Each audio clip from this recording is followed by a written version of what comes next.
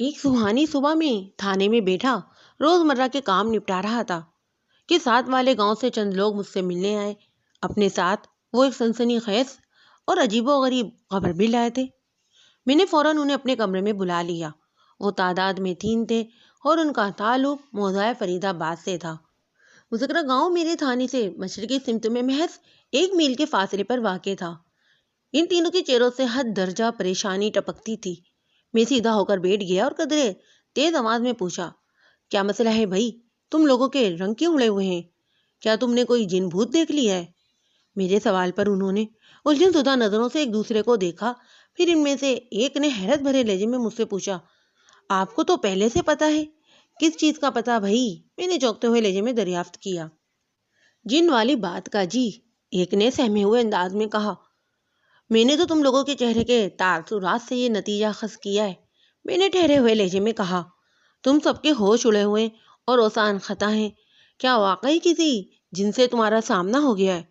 ہمارا نہیں جناب، تھیلے کا سامنا ہوا ہے، ان میں سے ایک نے خوفزدہ نظروں سے مجھے دیکھتے ہوئے بتایا، اور اس ظالم جن نے تھیلے کو ختم کر دیا ہے تھانے دار صاحب۔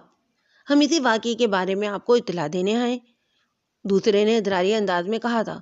تیسرا بولا، بیچارہ تھیلا، کل ہی تو اس کی شادی ہوئی تھی، اپنی شادی کی رات ہی وہ موت کے منہ میں چلا گیا۔ جن نے اس کی گردن کا من کا توڑ ڈالا ہے تھانے دار جی، بیا والے گھر میں ماتم ہو رہا ہے۔ یہ تم لوگ کیا بکواس کر رہے ہو؟ میں نے سخت لہجے میں پوچھا۔ ہم بالکل سچ کہہ رہے ہیں جناب، ایک نے مضبوط لہجے میں کہا۔ اگر آپ کو ہماری بات کا یقین نہیں آ رہا تو خود چل کر دیکھ لیں تھیلے کی گردن ٹوٹی ہوئی لاش کو۔ یہ تھیلا کون ہے؟ بے ساختہ میرے منہ سے نکلا۔ ہم مرنے والے دلہا کی بات کر رہے ہیں سرکار، مجھے بتایا گیا۔ اس کا اصل نام تو طفیل ہے، لیکن سب اسے تھیلا کہتے ہیں۔ تھیلا ورکا والا، وہ لوگ چاندی کے ورق کو کاٹنے کا کام کرتے ہیں۔ اطلاع دینے والے نے مجھے ایسی ناقابل یقین آمیز کہانی سنائی تھی کہ میں نے کانسٹیبل یاسر کو اپنے ساتھ لیا اور جائے وقوع کی جانب روانہ ہو گیا۔ ایسے معاملات میں تاخیر کی گنجائش نہیں ہوتی۔ میری پیشہ ورانہ زندگی ہر نوعیت کے واقعات سے بھری پڑی ہے۔ دورانی تفتیش میں بعض کیسز کے حوالے سے یہ بھی سننے آیا ہے کہ یہ کسی جن بھوت یا چڑیل کا کیا دھرا ہے، لیکن سچی بات یہ ہے کہ مجھے کسی بھی کیس میں ایسی چیزوں کا کوئی عمل دخل نظر نہیں آیا۔ یہ بھی ہو سکتا ہے کہ میرا تجربہ اور مشاہدہ محدود ہو۔ انسان ساری زندگی سمجھتا اور سیکھتا ہی رہتا ہے۔ ایسے پراسرار واقعے کے پیچھے مجھے تو ایک شاطر مجرم ہی چھپا ہوا ملا تھا۔ بہرحال دیکھنا یہ تھا کہ یہاں معاملہ کیا ہے۔ جیسا کہ میں نے ابتدا میں بتایا تھا کہ موضع فرید آباد میرے تھانے سے محض 1 میل کی دوری پر مشرق میں واقع تھا۔ یہ ایک متوسط گاؤں تھا جس کی آبادی لگ بھگ 500 نفوس پر مشتمل تھی، یعنی کم و بیش 100-125 مکانات کا دیہات۔ میں رستے بھر دلہا کے بارے میں سوچتا رہا تھا۔ مبینہ طور پر کسی شریر جن نے جس کی گردن کا کڑا نکال کر اس بد نصیب کو موت کے منہ میں دھکیل دیا تھا، اور وہ بھی شادی کی رات۔ ہمارا ٹانگا جلد ہی فرید آباد پہنچ گیا۔ شفیق ورکا والے کا گھر گاؤں کی ایک گلی کے آخری کنارے پر واقع تھا۔ طفیل عرف تھیلا اسی شفیق کا بیٹا تھا۔ وہ لوگ چاندی کے ورق کو کاٹنے کا کام کرتے تھے، اسی لیے گاؤں میں ورکا والے مشہور تھے۔ مجھے اس کمرے میں پہنچا دیا گیا جہاں طفیل کی لاش پڑی ہوئی تھی۔ مذکرہ کمرے میں آمد و شد کے 2 راستے تھے۔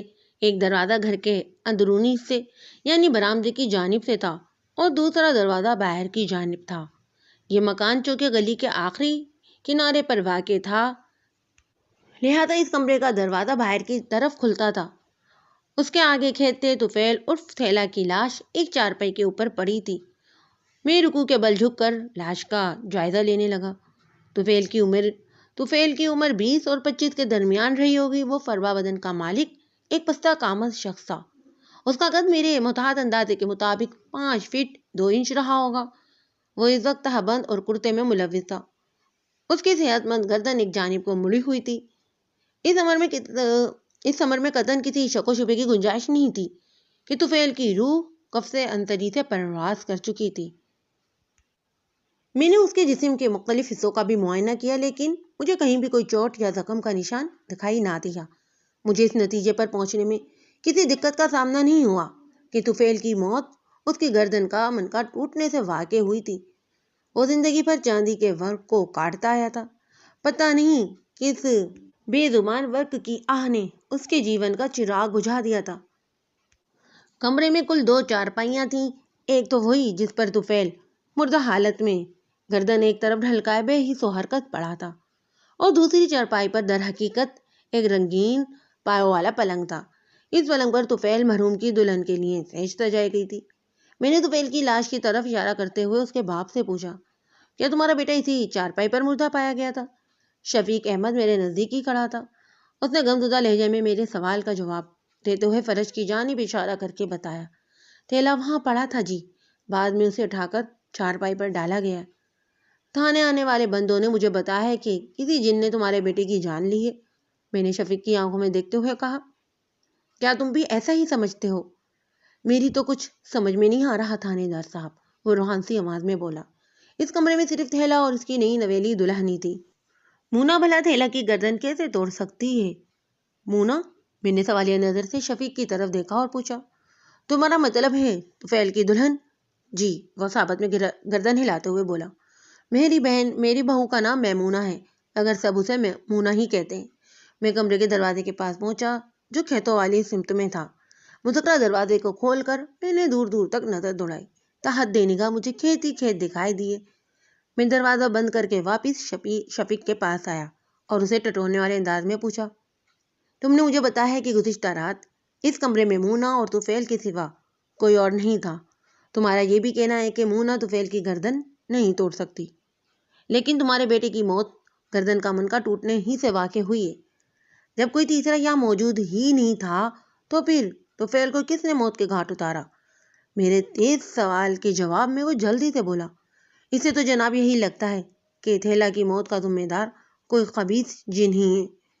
اس شریر ہوائی مخلوق کو کھڑکیوں اور دروازوں سے گزرنے کی ضرورت پیش نہیں آتی۔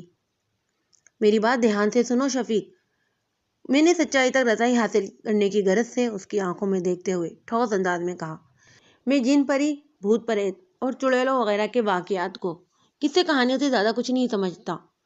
اگر تمہارا یقین اس بات پر ہے کہ طفیل کی جان کسی جن نے لی ہے تو مجھے بتاؤ، اس جن کی طفیل سے کیا دشمنی تھی؟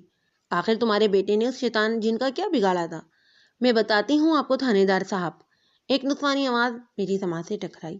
میں نے جھٹکے سے پلٹ کر پیچھے دیکھا تو کمرے کے اندرونی دروازے میں مجھے ایک عورت کھڑی نظر آئی۔ شفیق نے مذکرہ عورت سے مخاطب ہوتے ہوئے بھرمی بھرے انداز میں کہا، رحمے، میں بات کر رہا ہوں نا، تم جاؤ دوسرے کمرے میں، وہاں مونا اکیلی بیٹھی ہے۔ اس منحوس کو کیا ہونا ہے؟ رحمت بی بی اف رحمتیں ہاتھ نچا کر عجیب سے لہجے میں بولی، اس کا جن تو اپنا کام کر کے چلا گیا، میرا جوان بیٹا قربانی کے بکرے کی طرح اپنی جان سے گیا، اب میں کس سے فریاد کروں؟ شفیق کی گھر والی رحمت بی بی نے اپنے بیان میں چند ایسی باتیں کی تھی جس نے مجھے چونکنے اور سوچنے پر مجبور کر دیا۔ منحوس، مونا، مونا کا جن، قربانی کا بکرا، طفیل وغیرہ وغیرہ۔ میں ہوں نا تمہاری فریاد سننے والا، میں نے رحمت بی بی کی طرف دیکھتے ہوئے ہمدردی بھرے لہجے میں کہا، مجھے اندازہ ہو رہا ہے کہ تم طفیل کی پراسرار موت کے بارے میں بہت کچھ جانتی ہو۔ ٹھیک کہہ رہا ہوں نا میں؟ جی، وہ گردن کو حسابتی انداز میں ہلاتے ہوئے بولی، مگر کسی کو میری بات کا یقین ہی نہیں آتا۔ اگر تمہاری کہانی میں مجھے کوئی ٹھوس حقیقت نظر آئی تو میں اس پر ضرور یقین کروں گا۔ میں نے گہری سنجیدگی سے کہا، میں اس کمرے کے معاملات کو نپٹا لوں، پھر تم سے تفصیلی بات کرتا ہوں۔ وہ جی ٹھیک ہے کہتے ہوئے وہاں سے چلی گئی۔ تھانے دار صاحب، رحمتے کے جانے کے بعد شفیق نے راز درانہ انداز میں کہا، مونا کے گاؤں میں ایک بات مشہور ہے کہ اس پر کوئی جن عاشق ہے۔ رحمتے کا اشارہ اسی جن کی طرف ہے۔ یہ تھیلا کی مونا سے شادی کے لیے راضی نہیں تھی، اس لیے وہ سارا الزام مونا پر ڈال رہی ہے۔ اس کے خیال میں جو جن مونا پر عاشق ہے اسی نے تھیلا کی جان لی ہے۔ جب مونا کے عاشق جن والی کہانی سے تم لوگ واقف تھے تو پھر طفیل کی شادی وہاں کی ہی کیوں؟ میں نے سوال کیا۔ یہ شادی میری ضد کی وجہ سے ہوئی تھی تھانے دار صاحب، وہ ندامت بھرے لہجے میں بولا، اور اس کے 2 بڑے اسباب تھے۔ میں وہ اسباب جاننا چاہتا ہوں۔ مونا کے باپ اکرم اللہ سے میرے دوستانہ تعلقات ہیں۔ اس نے بتایا وہ شدید بیمار ہے، اس کے جگر نے کام کرنا چھوڑ دیا ہے۔ 1 سال پہلے مونا کی ماں شاہدہ کا انتقال ہو گیا تھا اور اس کی موت کا سبب بھی خرابی جگر ہی تھا۔ مونا کا کوئی بھائی بہن نہیں ہے۔ وہ بیماری کی وجہ سے اپنی زندگی کی امید چھوڑ بیٹھا ہے۔ اس نے آنسو بھری آنکھوں کے ساتھ مجھ سے منت کی کہ میں اس کی اکلوتی بیٹی مونا کو اپنے گھر کی بہو بنا لوں۔ میرا تھیلا شادی کے قابل ہو چکا تھا۔ میں اکرم اللہ کی دم توڑتی ہوئی خواہش کو رد نہ کر سکا۔ یہ تو ہوا پہلا سبب، اس شادی کا۔ تھانے دار صاحب رماتی توقف کر کے اس نے پھر ایک بوجھل سانس لی اور اپنی بات جاری کی۔ اور دوسرا سبب یہ ہے کہ مجھے مونا کی جن والی کہانی پر یقین نہیں آیا تھا، لیکن اس نے ایک جھنجھری لی، پھر بولا، پچھلی رات اس کمرے میں جو دردناک واقعہ پیش آیا، اس سے تو یہی لگتا ہے کہ میں غلط تھا۔ مونا کے ساتھ واقعی جن والا معاملہ ہے۔ جی میں تو یہی ہے کہ ایسی سوچ رکھنے کے لیے میں شفیق کی عقل پر ماتم کروں، مگر یہ ایسا موقع نہیں تھا۔ وہ بیچارہ خود اپنے جوان جہاں بیٹے کی لرزہ خیز موت پر ماتم کرنا تھا۔ میں نے رسان بھرے لہجے میں پوچھا، تم لوگوں کو کب اور کیسے پتا چلا کہ طفیل کے ساتھ کوئی جان لیوا حادثہ پیش آ گیا؟ وہ آدھی رات کے بعد کا وقت تھا تھانے دار صاحب، شفیق احمد نے بھراوی آواز میں بتایا۔ میں، رحمت اور زرینہ دوسرے کمرے میں سو رہے تھے۔ اچانک ایک چیخ نے ہماری نیند کو تار تار کر دیا۔ وہ چیخ برابر والے کمرے سے آئی تھی جہاں تھیلا اور مونا اپنی ازواجی زندگی کا آغاز کرنے والے تھے۔ میرا مطلب ہے اسی کمرے سے۔ اس نے ذرا دیر کو رک کر مجھے اسی نظر سے دیکھا جیسے اندازہ لگانے کی کوشش کر رہا ہو کہ اس کی بات میرے پلے پڑی یا نہیں۔ میں نے سر کو صحابتی انداز میں ہلایا۔ ہاں سمجھ رہا ہوں میں، تم اپنا بیان جاری رکھو۔ میری 13 سالہ بیٹی زرینہ نے کہا، یہ تو بھابھی مونا کی چیخ ہے۔ وہ اپنی بات کو آگے بڑھاتے ہوئے بولا۔ رحمت نے بھی زرینہ کے اندازے کی تصدیق کی۔ پھر ہم تینوں نے اپنے کمرے سے نکل کر تھیلا اور مونا والے کمرے کا دروازہ پیٹ ڈالا۔ مونا نے دروازے کی کنڈی کھولی اور فرش کی جانب اشارہ کرتے ہوئے گھبرائی آواز میں بولی، پتہ نہیں تھیلا کو کیا ہو گیا ہے، یہ اچھل کر بستر سے نیچے جا گرا ہے اور کچھ بول بھی نہیں رہا، خدا جانے اسے ہو کیا گیا ہے۔ میں نے اس کی پوری بات سن کر کہا، ٹھیک ہے شفیق، میں مونا اور تمہاری گھر والی سے پوچھ تاچھ کرنے کے بعد تم سے دوبارہ بات کروں گا۔ میں نے رسان بھرے انداز میں کہا، مجھے بتاؤ پچھلی رات سے لے کر اب تک اس کمرے میں کتنے لوگ آ چکے ہیں؟ میرا یہ سوال آسانی سے اس کی سمجھ میں نہ بیٹھا تو میں نے وضاحت کر دی۔ وہ ایک گہری سانس لیتے ہوئے بولا، مونا اور تھیلا تو پہلے سے اس کمرے میں موجود تھے۔ جب ہم نے مونا کے چیخنے کی آواز سنی تو میں اور رحمت کمرے کے دروازے پر پہنچے تھے۔ مونا نے ہماری زوردار دستک پر دروازہ کھولا تو ہم دونوں کمرے میں داخل ہوئے۔ اور تمہاری بیٹی زرینہ؟ میں نے سوالیہ نظر سے اس کی طرف دیکھا۔ تھوڑی دیر پہلے تم نے مجھے بتایا ہے کہ اس کمرے سے بڑھنے والی چیخ سن کر تم تینوں اپنے کمرے سے نکل کر اس کمرے کی جانب آئے تھے۔ بے شک ہم تینوں ہی اس دروازے پر پہنچے تھے۔ وہ جائے وقوع والے کمرے کے دروازے کی طرف اشارہ کرتے ہوئے بولا، لیکن زرینہ کو ہم نے کمرے میں داخل ہونے سے روک دیا تھا۔ ہم نہیں جانتے تھے کہ مونا اور تھیلا کس حالت میں ہوں گے۔ بس ٹھیک ہے، میں تمہاری بات اچھی طرح سمجھ گیا ہوں۔ اس کی وضاحت مکمل ہونے سے پہلے ہی میں بول اٹھا، مجھے بتاؤ تم یا بیوی کے علاوہ اور کون اس کمرے میں آیا تھا؟ اور وہ پرسوچ انداز میں بولا، ہمارے دائیں اور بائیں والے پڑوسی جنہوں نے تھیلا کی لاش کو فرش سے اٹھا کر چارپائی پر ڈالا تھا، یا پھر آپ دونوں آئے ہیں ابھی؟ شفیق سے پوچھ تاچھ کے دوران میں نے اپنی جیب کے اندر سے ڈائری اور قلم نکال لیا تھا اور ضروری نکات نوٹ کرتا جا رہا تھا۔ شفیق خاموش ہوا تو میں نے پوچھا، تم نے جن 2 پڑوسیوں کا ذکر کیا ان کے نام کیا ہیں؟ غلام حسین اور لیاقت علی، اس نے جواب دیا۔ جو 3 بندے آپ کو اس آنے کی اطلاع دینے تانے گئے تھے، ان میں 2 یہی پڑوسی تھے۔ میں نے غلام حسین اور لیاقت علی کے نام ڈائری میں درج کرنے کے بعد شفیق سے کہا، تم تھوڑی دیر کے لیے کمرے سے باہر جاؤ، میں اپنا کام ختم کرنے کے بعد تم سب کے بیانات لیتا ہوں۔ جی ٹھیک ہے، وہ فرما برداری سے بولا۔ وہ جانے کے لیے مڑا تو میں نے کہا، غلام حسین اور لیاقت علی کو بھی اپنے گھر میں بلا لو، میں ان دونوں سے بھی چند سوالات کرنا چاہوں گا۔ جو آپ کا حکم تھانے دار صاحب، وہ ثابت میں سر ہلاتے ہوئے کمرے سے باہر نکل گیا۔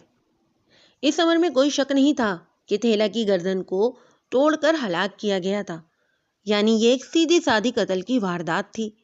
تھیلا کا قاتل واقعتاً کوئی جن تھا یا حقیقتاً کوئی انسان؟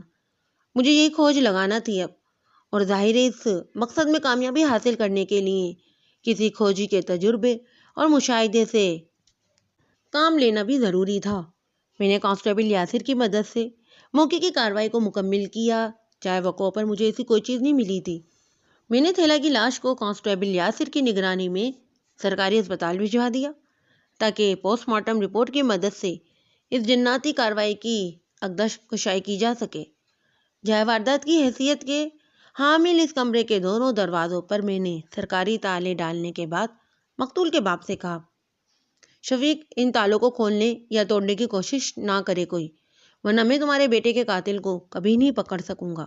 سمجھ گیا سرکار، وہ جلدی سے بولا، اور پھر منت بھرے لہجے میں پوچھ بیٹا، کیا آپ جنات وغیرہ کو بھی گرفتار کر سکتے ہیں؟ کیوں نہیں؟ میں نے اس کی سوچ کی تسکین کی خاطر کہا، میں صرف تھانے دار ہی نہیں بلکہ میں نے عملیات وغیرہ کا علم بھی حاصل کر رکھا ہے۔ مجرم کوئی انسان ہو یا پھر کوئی ہوائی مخلوق، وہ مجھ سے بچ نہیں سکتا۔ وہ بے یقینی سے مجھے تکنے لگا، اس کی آنکھوں میں حیرت آمیز خوف صاف جھلک رہا تھا۔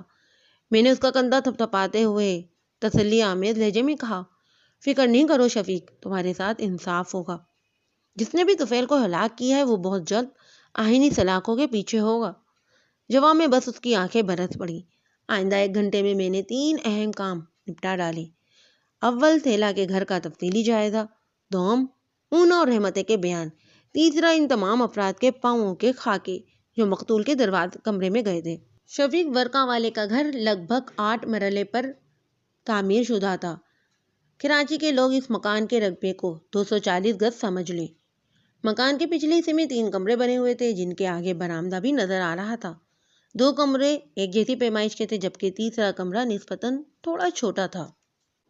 اس کمرے میں شفیق، رحمتیں اور مقتول تھیلا کے لیے مخصوص بیٹھنے کی جگہیں تھیں جہاں بیٹھ کر وہ تینوں دن بھر چوبی ہتھوڑوں کی مدد سے چاندی کے ورق کو کوٹا کرتے تھے۔ اس کے ساتھ والے یعنی درمیانے کمرے میں اس وقت دلہن مونا موجود تھی جبکہ تیسرا اور آخری کمرہ وہی تھا جو جائے وقوع کی حیثیت اختیار کر چکا تھا۔ گھر کا باقی حصہ ایک کشادہ صحن پر مشتمل تھا جس میں 3-4 سایہ دار درخت بھی لگے ہوئے تھے۔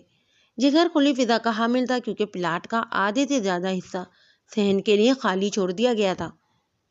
مکان کے تفصیلی معائنے کے بعد میں نے سب سے پہلے مقتول کی والدہ رحمت بی بی عرف رحمتیں کی بات سنی۔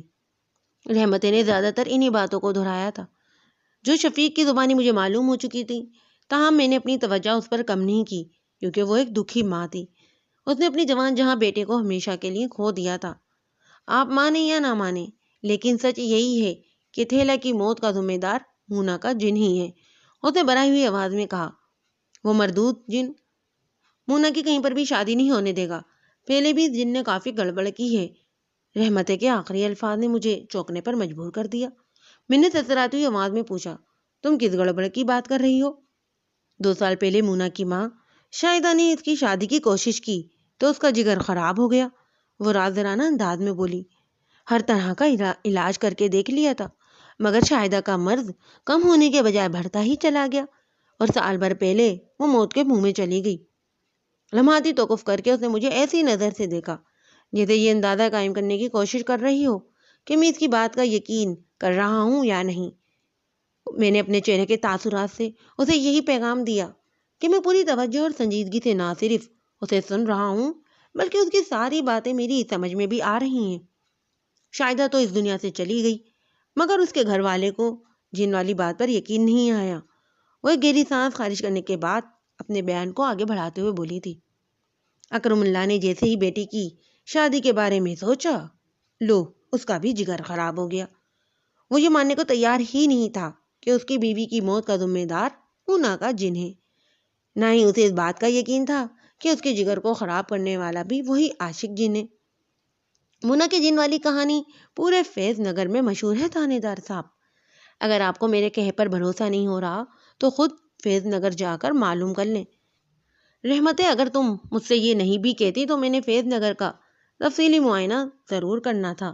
میں نے ٹھہرے ہوئے لہجے میں کہا، تمہاری بہو پر عاشق ہونے والے جن نے میری رگو روبے میں افراتفری مچا دی ہے۔ جب تک میں اس نالائق جن کو گرفتار نہیں کر لوں گا مجھے سکون حاصل نہیں ہوگا، اور اس کی تلاش میں فیض نگر کیا کوہ کاف تک بھی چلا جاؤں گا۔ وہ شک آلود نظروں سے مجھے دیکھنے لگی۔ اس کے کچھ بولنے سے پہلے ہی میں نے حوصلہ افزائی کرنے والے انداز میں کہا، رحمتیں، تم بہت اہم بات کر رہی تھیں، اپنا بیان جاری رکھو۔ میں نے بتایا ہے نا کہ ادھر فیض نگر میں کوئی مونا سے شادی کرنے کے لیے تیار ہی نہیں تھا۔ وہ اطمینان بھری لہجے میں بولی۔ سب اس کے جین کی وجہ سے ڈرے اور سہمے ہوئے تھے، مگر اکرم اللہ پر جسے بیٹی کو جلد از جلد بیانے کا جنون سوار ہو گیا تھا۔ جب فیض نگر میں اس کا کام نہ بنا تو اس نے تھیلا کے باپ کو گھیر لیا۔ شفیق جیسا کاٹ کا الو آسانی سے اس کے جذباتی جھانسے میں آ گیا۔ اکرم اللہ نے چند آنسو گرا کر شفیق کو اس بات پر راضی کر لیا کہ وہ مونا کی شادی تھیلا سے کرنے کے لیے تیار ہو جائے۔ میں اس رشتے کے حق میں بالکل نہیں تھی تھانے دار صاحب، لیکن شفیق نے میری ایک نہیں سنی اور یہ شادی ہو گئی۔ اس کا نتیجہ اب آپ کے سامنے ہے۔ بولتے بولتے اس کی آواز رند گئی۔ اس کا صدمہ بلا شبہ دل خراش تھا۔ میں اس کی ذہنی کیفیت کو بخوبی سمجھ اور محسوس کر رہا تھا۔ اس کے جذبات کا خیال رکھتے ہوئے میں نے قریت کے عمل کو آگے بڑھاتے ہوئے کہا، تو تمہارے خیال میں شاہدہ کی موت، اکرم اللہ کی بیماری اور تھیلا کو پیش آنے والے جان لیوا حادثے کا سبب صرف اور صرف مونا کا عاشق جن ہی ہے؟ میں تو یہی سمجھ رہی ہوں تھانے دار صاحب، وہ قدرے خفگی آمیز لہجے میں بولی۔ باقی آپ خود تفتیش کر لیں۔ میں تو تفتیش کر ہی رہا ہوں رحمتیں، میں نے ٹھوس انداز میں کہا۔ کیا تمہیں یہ معلوم ہے کہ مونا کے جن کا انکشاف کب اور کیسے ہوا؟ میں آپ کی بات سمجھی نہیں جناب۔ وہ الجھن زدہ نظر سے مجھے تکنے لگی۔ میرا مطلب ہے کہ، میں نے وضاحت کرتے ہوئے کہا، یہ کیسے پتا چلا کہ کوئی جن اکرم اللہ کی بیٹی میمونہ عرف مونا پر عاشق ہو گیا ہے؟ یہ تو شاہ جی نے پتہ لگایا تھا تھانے دار صاحب، اس نے کہا۔ میں چونکے بنا نہ رہ سکا۔ کون شاہ جی؟ وحید شاہ صاحب، اس نے جواب دیا۔ شاہ جی بہت پہنچی ہوئی ہستی ہیں تھانے دار صاحب۔ ادھر فیض نگر میں ان کا آستانہ بھی ہے، آستانہ وحید نگر۔ تمہیں تو شاہ جی کی بڑی جانکاری ہے، میں نے رحمتیں کی آنکھوں میں دیکھتے ہوئے کہا۔ لگتا ہے تم آستانہ وحید، تمہیں تو شاہ جی کی بڑی جانکاری ہے، میں نے رحمتیں کی آنکھوں میں دیکھتے ہوئے کہا۔ لگتا ہے تم بھی آستانہ وحید کا چکر لگا چکی ہو۔ میری شاہ جی سے کبھی ملاقات نہیں ہوئی جناب، وہ جلدی سے بولی، لیکن میں نے ان کی تعریف بہت سنی ہے۔ ایک بات میری سمجھ میں نہیں آ رہی، میں نے الجھن زدہ سوچ کی اداکاری کرتے ہوئے عجیب سے لہجے میں کہا۔ وہ ترنت بولی، کون سی بات تھانے دار صاحب؟ یہ شاہ جی کسی ڈاکٹر کے بجائے ٹیسٹ لیبارٹری کا کردار کیوں ادا کر رہے ہیں؟ میں نے اس کے چہرے پر نگاہ ڈال کر بیداری سے کہا۔ وہ پلک جھپکاتے ہوئے بولی، اس کا کیا مطلب ہوا جی؟ لیبارٹری ٹیسٹ سے مرض کی تشخیص ہوتی ہے اور ڈاکٹر مرض کا علاج کرتا ہے، میں نے ایک ایک لفظ پر دباؤ ڈالتے ہوئے سمجھانے والے انداز میں کہا۔ شاہ جی نے یہ تو پتہ لگا لیا ہے کہ کوئی دل پھینک جن مونا پر عاشق ہو گیا ہے، لیکن مذکرہ بذات جن کو بھگانے کے سلسلے میں انہوں نے کچھ کیا کیوں نہیں؟ یہ کوئی بابا گیری تو نہ ہوئی؟ اس بارے میں بھلا کیا کہہ سکتی ہوں میں؟ وہ بے بسی سے مجھے دیکھتے ہوئے بولی۔ یہ تو شاہ جی کو ہی پتہ ہوگا جناب۔ ٹھیک ہے، اس بارے میں شاہ جی سے بھی ضرور پوچھوں گا، میں نے تسلی بھرے انداز میں کہا۔ تمہیں فکر مند ہونے کی ضرورت نہیں ہے جی، شکریہ، وہ ممنونیت بھرے لہجے میں بولی۔ اور ہاں، میں نے ٹھہرے ہوئے لہجے میں کہا، رحمتیں میں وعدہ کرتا ہوں تم سے کہ بہت جلد تھیلا کے قاتل کو لا کر تمہارے قدموں میں پھینکوں گا، انشاءاللہ۔ اظہار تشکر کے طور پر اس کی اداس آنکھوں میں آنسو بھر گئے۔ رحمتیں سے میں نے 1 to 1 بات کی تھی، یعنی ہمارے آس پاس کوئی تیسرا بندہ موجود نہیں تھا۔ یہی طریقہ میں نے مونا کا بیان لینے کے لیے بھی اپنایا، لیکن اسے گفتگو شروع کرنے میں مجھے کافی دقت کا سامنا ہوا، کیونکہ اس کا رونا ہی تھمنے کا نام نہیں لے رہا تھا۔ شفیق اور زرینہ کے تعاون سے بامشکل تمام میں مونا کو بولنے پر آمادہ کر سکا۔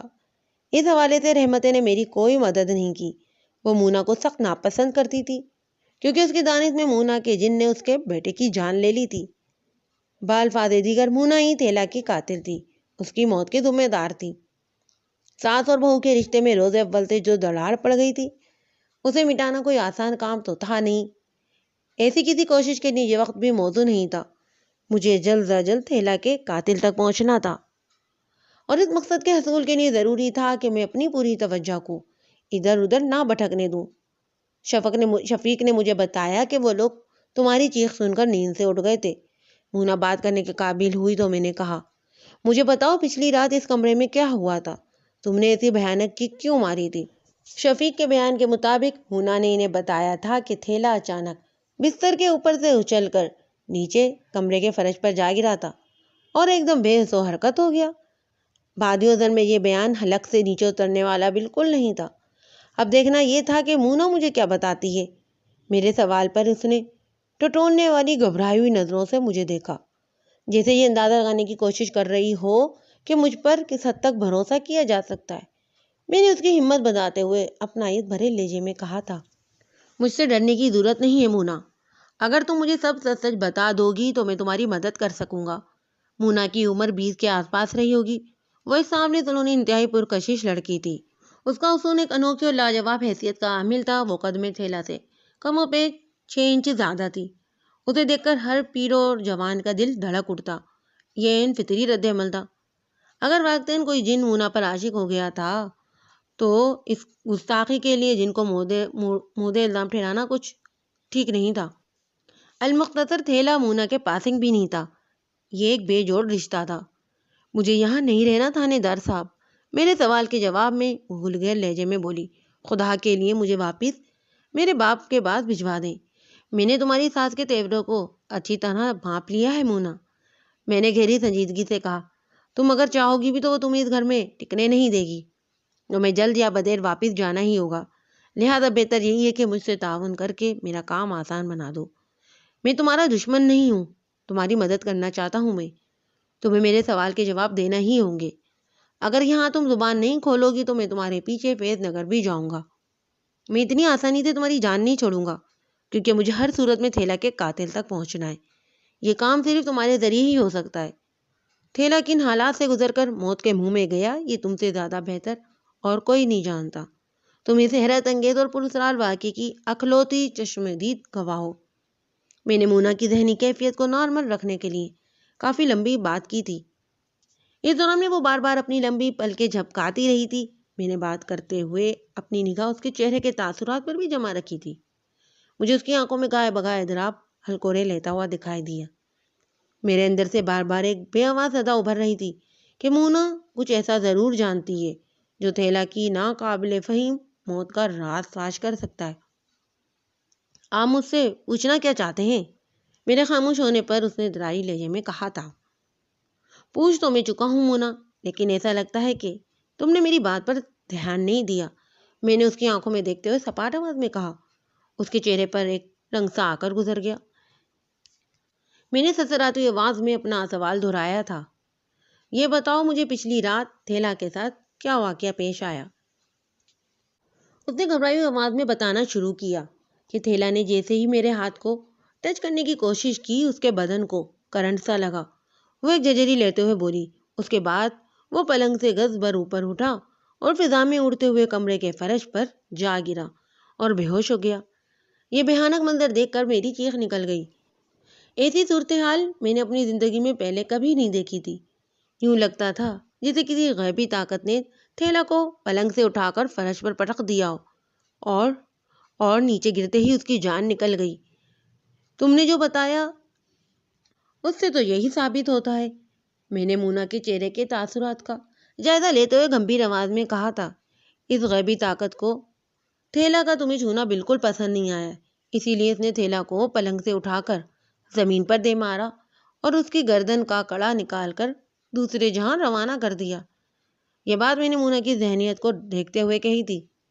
جب اس نے کسی غیبی طاقت کا ذکر کیا تو مجھے سمجھنے میں قطعاً کوئی دشواری محسوس نہیں ہوئی کہ وہ بھی تھیلا کی ہلاکت کا ذمہ دار اپنے عاشق جن ہی کو سمجھ رہی تھی۔ مجھے بھی ایسا ہی لگتا ہے تھانے دار صاحب، وہ تائیدی انداز میں گردن ہلاتے ہوئے بولی، ورنہ ہم دونوں کے سوا کمرے میں تھا ہی کون؟ تم بھول رہی ہو مونا، میں نے بدستور اس کی آنکھوں میں جھانکتے ہوئے معنی خیز انداز میں کہا۔ گزشتہ رات تمہارے کمرے میں تیسرا شخص بھی موجود تھا۔ کون؟ وہ اس طرح اچھل پڑی جیسے لفظ تیسرے نے اسے 11,000 واٹ کا جھٹکا لگا دیا۔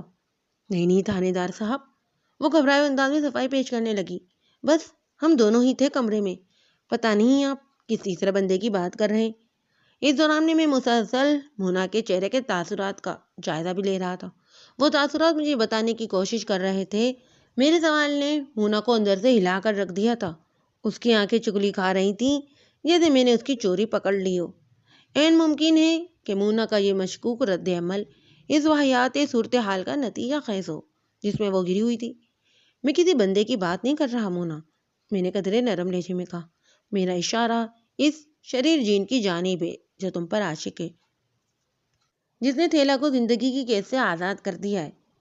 میری یہ رائے اس کی سوچ سے لگا کھاتی تھی۔ چنانچہ ایک طویل اور گہری اطمینان بخش سانس چھوڑنے کے بعد وہ بولی، تھانے دار صاحب، بالکل ٹھیک کہہ رہے ہیں آپ۔ مطلب یہ کہ وہ عاشق جن ہر وقت تمہارے ساتھ رہتا ہے؟ میں نے غیر محسوس انداز میں تفتیشی عمل کو جاری رکھتے ہوئے سوال کیا۔ شاہ جی نے تو یہی بتایا ہے، وہ ثابت میں گردن ہلاتے ہوئے بولی، لیکن میں نے کبھی اسے دیکھا نہیں، اور نہ ہی کبھی اس نے اپنی موجودگی کا احساس دلایا ہے۔ پچھلی رات میں نے پہلی مرتبہ اس کا غصہ دیکھا ہے جناب۔ شاہ جی بالکل درست کہتے ہیں، یہ جن کہیں بھی میری شادی نہیں ہونے دے گا۔ کیا گزشتہ رات تم نے عاشق جن کا صرف غصہ ہی دیکھا ہے یا خود وہ بھی تمہیں نظر آیا تھا؟ میں نے تیز لہجے میں پوچھا تھا۔ نہیں جی، وہ گردن نفی میں ہلاتے ہوئے بولی، جن تو مجھے کہیں نظر نہیں آیا، میں نے تو بس تھیلا کو ہوا میں اڑتے اور فرش پر گرتے دیکھا تھا۔ شاہ جی کہتے ہیں، وہ بولتے بولتے رکی اور میں ایک بار پھر چوکنا انداز میں کمرے کے بند دروازے کو تکنے لگی تھی۔ میں نے اس کے اطمینان کی خاطر تسلی آمیز انداز میں کہا، تمہیں کسی سے خائف ہونے کی ضرورت نہیں ہے مونا، میں سب کچھ سنبھال لوں گا، تم اپنی بات مکمل کرو، مجھے بتاؤ شاہ جی جن کے بارے میں کیا کہتے ہیں؟ شاہ جی کا کہنا ہے کہ وہ جن بہت ہی ڈراؤنی شکل کا ہے، وہ گہری سنجیدگی سے بولی، وہ مجھے کبھی بھی دکھائی نہیں دے گا، وہ نہیں چاہتا کہ میں اس کی صورت دیکھ کے مارے خوف کے تھر تھر کانپنے لگوں، وہ مجھے کوئی تکلیف کوئی دکھ نہیں دینا چاہتا۔ یہ شاہ جی تو بہت ہی پوچے ہوئے انسان لگتے ہیں، میں نے معنی خیز انداز میں کہا، جو جن کو بھی دیکھ لیتے ہیں۔ لیکن میں نے دانستہ کہا، جب وہ یہ جان سکتے ہیں کہ تم پر کوئی جن عاشق ہے۔ میں نے رحمتے سے پوچھے گئے سوال کو ذہن میں رکھتے ہوئے مونا سے کہا تھا، بلکہ وہ اس عاشق جن کی شکل و صورت سے بھی واقف ہیں، تو پھر وہ تمہیں اس جن سے نجات کیوں نہیں دلا دیتے؟ اس قسم کی بات ماں جی نے بھی شاہ جی سے کی تھی، وہ بولی، اور انہوں نے جواب دیا تھا کہ یہ جن ان سے زیادہ طاقتور ہے، اس کو پہچاننے یا بھگانے میں ان کی جان جانے کا بھی خطرہ ہے، ضدی جن غصے میں آ کر انہیں شدید نقصان پہنچا سکتا ہے۔ اس کا مطلب یہ ہوا کہ شاہ جی اس عاشق جن کی دشمنی مول لینے کو تیار نہیں ہے، میں نے تنزیہ انداز میں کہا۔ خیر، اس موضوع پر میں کبھی شاہ جی سے ضرور بات کروں گا۔ مونا خالی خالی نظر سے مجھے تکنے لگی۔ میں نے اسے ضروری ہدایت دی اور کمرے سے باہر نکل آیا۔ گھر چھوڑنے سے قبل میں نے شفیق اور رحمتے سے بھی مختصر بات چیت کی۔ وہاں اول و آخر یہ ماحول بنا ہوا تھا کہ مونا کے جن نے تیش میں آ کر تیلا کی گردن توڑ کر اسے موت کے گھاٹ اتار دیا تھا۔ سیانے کہتے ہیں، جب آپ روم میں ہوں تو وہی کریں جو رومن کرتے ہیں۔ میں نے بھی اس کہاوت کا احترام کرتے ہوئے اپنے اندر کے تھانے دار اور اس کے منبع پر حقائق عزائم کو خفیہ رکھ کر سب پر یہی ظاہر کیا تھا کہ مجھے جن والی کہانی پر یقین آ گیا ہے۔ طفیل عرف تھیلا کی موت 24 اور 25 اکتوبر کی شب واقع ہوئی۔ اس واقعے کی اطلاع مجھے 25 اکتوبر کی صبح دی گئی۔ اس سے اگلے روز یعنی 26 اکتوبر کو میں نے کھوجی لطیف مغل کو تھانے بلا کر صورتحال سے آگاہ کرنے کے بعد 7 پاؤں کے خاکے اس کے حوالے کرتے ہوئے کہا، یہ ان 7 افراد کے پاؤں کے خاکے ہیں جو تھیلا کی موت کے واقع ہونے سے لے کر پولیس کارروائی شروع ہونے تک اس کمرے میں گئے تھے جہاں قتل کی یہ واردات ہوئی ہے۔ میں نے اپنا اور کانسٹیبل یاسر کے پاؤں کا خاکہ بھی اس میں شامل کر دیا ہے اور ہر خاکے پر متکلہ شخص کا نام بھی لکھ دیا ہے تاکہ تمہیں کسی دقت کا سامنا نہ کرنا پڑے۔ میں آپ کی کارگزاری کو دیکھ رہا ہوں ملک صاحب، وہ مذکرہ خاکہ ایجاد کو بغور دیکھتے ہوئے بولا تھا۔ میں کام شروع کر دیتا ہوں، آگے جو اللہ کی مرضی۔ انشاءاللہ میں کسی چھوٹے سائز کے پاؤں کا کھرا تلاش کر کے ہی لوں گا۔ اس کے آخری الفاظ نے مجھے چونکنے پر مجبور کر دیا۔ چھوٹے سائز کا پاؤں؟ میں نے سوالیہ نظر سے اس کی طرف دیکھا اور پوچھا، اس کا کیا مطلب ہوا چاچا؟ لطیف مغل کی عمر 60 سے اوپر کی تھی، تاہم وہ ساٹا پاٹا ہرگز نہیں تھا۔ اس کے برعکس اللہ کی شان دیکھو اور تنکے میں بھی جان دیکھو کہ امری شکل نظر آتا تھا۔ اس پر متضاد اس کی صورت بالکل ایک مرغے جیسی تھی۔ اکثر لوگ اسے چاچا ککڑ کے کر بھی پکارتے تھے، مگر مزے کی بات یہ تھی کہ وہ خود کو مرغ کہنے والوں سے ناراض بھی نہیں ہوتا تھا، بلکہ صاف گوئی کا مظاہرہ کرتے ہوئے کہتا تھا، جیسا میں ککڑ جیسا نظر آتا ہوں تو لوگ مجھے بندر تھوڑی کہیں گے۔ آپ نے بتایا ہے نا کہ تھیلا کی گردن اس کی بیوی کے عاشق جن نے توڑی ہے، وہ میرے سوال کے جواب میں بولا تھا۔ میں نے بزرگوں سے سن رکھا ہے کہ جنات چھوٹے قد کے ہوتے ہیں، بالکل 8 سے 10 سال کے بچے کے مانند، اس لیے میں نے چھوٹے پاؤں کے کھرے کی بات کی ہے ملک صاحب؟ پہلی بات تو یہ ہے کہ تھیلے کا قتل کسی جن نے نہیں کیا ہے، یہ میری نہیں بلکہ دوسرے لوگوں کی رائے ہے، میں نے دو ٹوک انداز میں کہا۔ میں ایک حقیقت پسند انسان ہوں اور زمینی حقائق کو ذہن میں رکھ کر تفتیش کرتا ہوں۔ تو کیا آپ ان کے وجود سے انکار کرتے ہیں؟ لطیف مغل نے عجیب و غریب نظروں سے مجھے دیکھتے ہوئے پوچھا تھا۔ جنات کا ذکر تو قرآن مجید میں بھی آیا ہے۔ قرآن مجید اللہ کا پاک اور سچا کلام ہے چاچا، میں نے ٹھہرے ہوئے لہجے میں کہا۔ اس کے ایک بھی لفظ بلکہ ایک بھی حرف، حتیٰ کہ ایک زیر زبر اور پیش کو بھی شکی نظر سے دیکھنے والا دائرہ ایمان سے خارج ہو جاتا ہے۔ یہاں پر مسئلہ جنات کے وجود پر یقین کرنے یا نہ کرنے کا نہیں ہے، بلکہ کیس یہ ہے کہ کیا کوئی جن کسی خوبصورت لڑکی پر عاشق ہو سکتا ہے؟ کیا وہ اپنی محبوبہ کی شادی میں رکاوٹ ڈالنے کی طاقت رکھتا ہے؟ اور کیا اگر اس کی محبوبہ کی شادی کی تیتیں ہو جائے تو وہ اپنے محبوبہ کے ہونے والے شوہر کی گردن کا کڑا نکال کر اسے اس دنیا سے اس جہاں میں بھیجنے کی بھی جرت رکھتا ہے؟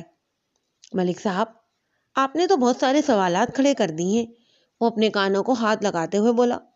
اب مجھے کام سے لگ جانا چاہیے، ورنہ کہیں آپ مجھے ہی اٹھا کر کھڑا نہ کر دیں۔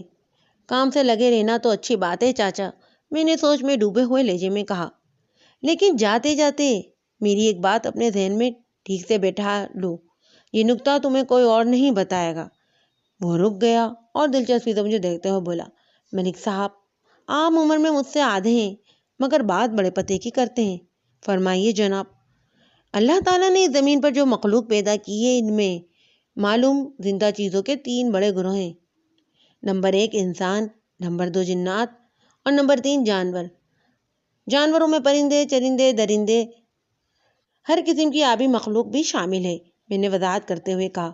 کوئی چیز اچھی لگنا یا کوئی چیز پسند نہ آنا یا پھر کسی سے انسیت پیدا ہو جانا ایک الگ اور ایک عام سی بات ہے، لیکن جہاں تک نر اور مادہ کے عشق کا معاملہ ہے تو وہ صرف اپنے گروہ کے اندر ہی ہو سکتا ہے۔ یعنی کہ لمحاتی توقف کر کے میں نے گہری سانس لی، پھر اپنی بات کو آگے بڑھاتے ہوئے کہا، ایک مرد کو ایک عورت ہی سے عشق ہو سکتا ہے اور ایک عورت کو ایک مرد سے۔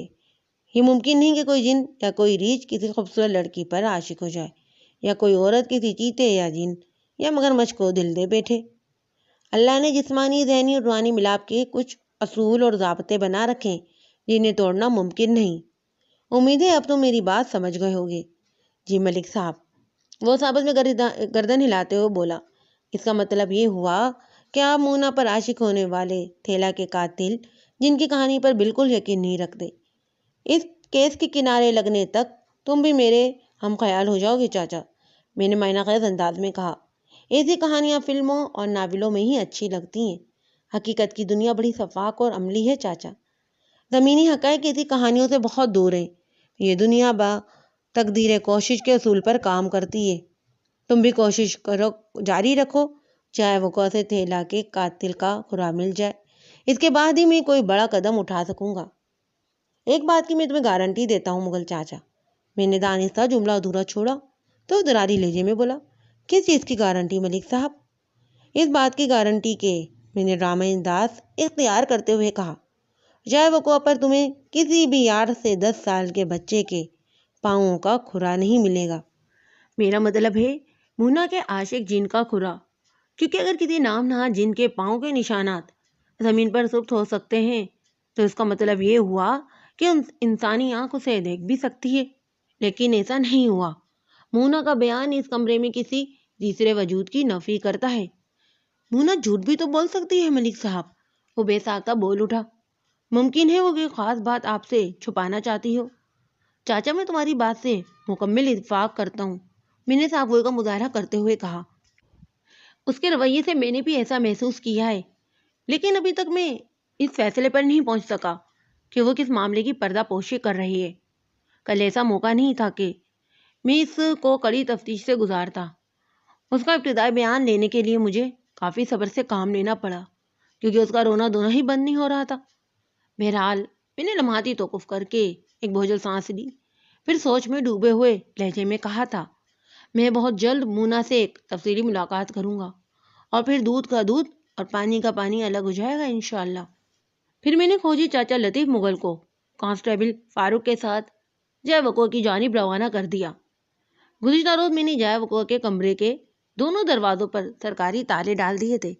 ان تالوں کی چابیاں میں نے کانسٹیبل فاروق کو دے دی تھیں تاکہ انہیں اپنا کام کرنے میں کوئی مشکل پیش نہ آئے۔ مقتول تھیلا کی نئی بیوی مونا سے میں نے جو گفتگو کی تھی اس کے دو پہلو اہمیت کے حامل تھے۔ پہلا اس کے چہرے کے تاثرات، دوسرا میرے سوالات کے بعض غیر اور ناقابل یقین جوابات۔ مونا کے چہرے کے تاثرات سے میں نے یہی اندازہ لگایا تھا کہ وہ حد درجہ ڈری اور سہمی ہوئی تھی۔ اس واقعے نے اس کے حواس کو بری طرح متاثر کیا تھا۔ اس نے روتے مجھ سے یہ درخواست بھی کی تھی کہ اسے فوراً اس کے ابا اکرم اللہ کے پاس بھیج دیا جائے۔ وہ اپنی سسرال میں ایک پل بھی نہیں رکنا چاہتی۔ اس کے ساتھ ہی مونا کے چہرے کی بدلتی ہوئی حالت سے مجھے ایسا بھی لگا تھا کہ وہ مجھ سے کچھ چھپانے کی کوشش کر رہی تھی، کوئی ایسی بات جس کا تعلق تھیلا کی پراسرار موت سے تھا۔ میں مونا کے دیے گئے بیان پر ایک مرتبہ پھر غور و فکر کرنے لگا۔ مونا نے مجھے بتایا تھا کہ تھیلا نے جیسے ہی اس کا ہاتھ ٹچ کرنے کی کوشش کی تھی، اس کے بدن کو ایک خطرناک جھٹکا لگا تھا، جیسے اس نے بے دھیانی میں بجلی کے ہائی وولٹیج ننگے تار کو چھو لیا۔ اس کے ساتھ ہی وہ ہوا میں اچھلا تھا اور پلنگ کے اوپر سے پرواز کرتے ہوئے کمرے کے فرش پر جا گرا تھا۔ پھر اسے اٹھنے کی توفیق نہیں ہوئی۔ زمین پر گرتے ہی وہ اللہ کو پیارا ہو گیا تھا۔ مونا نے اس واقعے کے دوران میں کسی بندے بشیر کو اس کمرے میں نہیں دیکھا تھا۔ اگر کسی عاشق جن کو تھیلا کا قاتل تسلیم کر بھی لیا جائے تو پھر یہ کہانی بڑی فٹ اور ہٹ تھی، مگر میں اور میرا تھانے دارانہ ذہن اس انداز میں قطعاً نہیں سوچ سکتا تھا۔ تھیلا کے ہوا میں بلند ہو کر دور جا کر گرنے کے حوالے سے میرا ذہن ایک مخصوص دماغی مرض مرغی کی طرف جا رہا تھا۔ مرغی کے مرض کو جب دورہ پڑتا ہے تو وہ ایک جھٹکے سے اچھل کر یہاں سے وہاں جا گرتا ہے، لیکن اس کے ساتھ ہی اس کے اندر مرغی کی دیگر علامات بھی ظاہر ہوتی ہیں۔ مثال کے طور پر ہاتھ پاؤں کا ایٹ جانا، منہ سے جھاگ اور گردن کا ایک طرف کو مڑ جانا۔ موجودہ کیس میں مقتول تھیلا کی گردن یقیناً ایک جانب کو تو مڑی ہوئی تھی، لیکن دیگر علامات نہیں تھیں۔ اس صورتحال میں اگر جن کی کہانی کو رد کر کے حسن زن سے کام لیتے ہوئے تھیلا کو مرغی کا مریض مان لیا جاتا تو کہا جا سکتا تھا کہ زمین پر گرتے ہی اس کی گردن کا منکا ٹوٹ جانے کے بعد فوری طور پر موت واقع ہو گئی، لہذا دیگر علامات کے ظاہر ہونے کی نوبت ہی نہیں آئی۔ اس تھیوری کو سچ ثابت کرنے کے لیے ضروری تھا کہ تھیلا مرغی کا مریض ہو، اور یہ تردید اس کے گھر والے ہی کر سکتے تھے۔ دوپہر کے بعد کھوجی بابا اور کانسٹیبل فاروق اپنے مشن سے لوٹ آئے۔ وہ اپنے ساتھ سنسنی خیز خبر بھی لائے تھے۔ میں نے فوراً انہیں اپنے کمرے میں بلا لیا۔ ملک صاحب، میں نے بندہ گھیر لیا ہے، لطیف مغل نے جوشیلے لہجے میں کہا۔ میں نے پوچھا، کون سا بندہ چاچا؟ وہی جناب، اس نے اضراری انداز میں وضاحت کر دی، جس نے تھیلا کی گردن کا کڑاکا نکال کر اسے موت کے منہ میں دھکیلا ہے۔ اوہ زبردست! میں سیدھا ہو کر بیٹھ گیا اور پوچھا، کیا تم تھیلا کے قاتل کو اپنے ساتھ لائے ہو؟ نہیں، وہ نفی میں گردن ہلاتے ہوئے بولا، میرا مطلب ہے میں نے اس بندے کا کھرا پکڑ لیا ہے جو وقوع کی رات پچھلے دروازے سے دلہا اور دلہن کے کمرے میں آیا تھا اور اسی دروازے سے واپس چلا گیا تھا۔ پچھلا دروازہ؟ میں نے سوچ میں ڈوبے ہوئے لہجے میں کہا، یعنی تم اس دروازے کی بات کر رہے ہو جو کھیتوں کی جانب کھلتا تھا؟ بالکل وہی جناب، وہ ٹھوس انداز میں بولا۔ جب کمرے کے اندر میں نے تلاش کھرا کا کام شروع کیا تو آپ نے مجھے جن 7 پاؤں کے نمونے دیے تھے ان کے نشانات تو ملے ہی ملے، ان کے ساتھ ہی مجھے ایک 8ویں پاؤں کا کھرا بھی ملا۔ اس پاؤں کا سائز بھی غیر معمولی تھا۔ غیر معمولی مطلب نارمل سائز سے بہت چھوٹا؟ میں نے اس کی آنکھوں میں دیکھتے ہوئے خیال اظہار کیا، جیسا کہ 8-10 سال کے بچے کے پاؤں کا سائز ہوتا ہے۔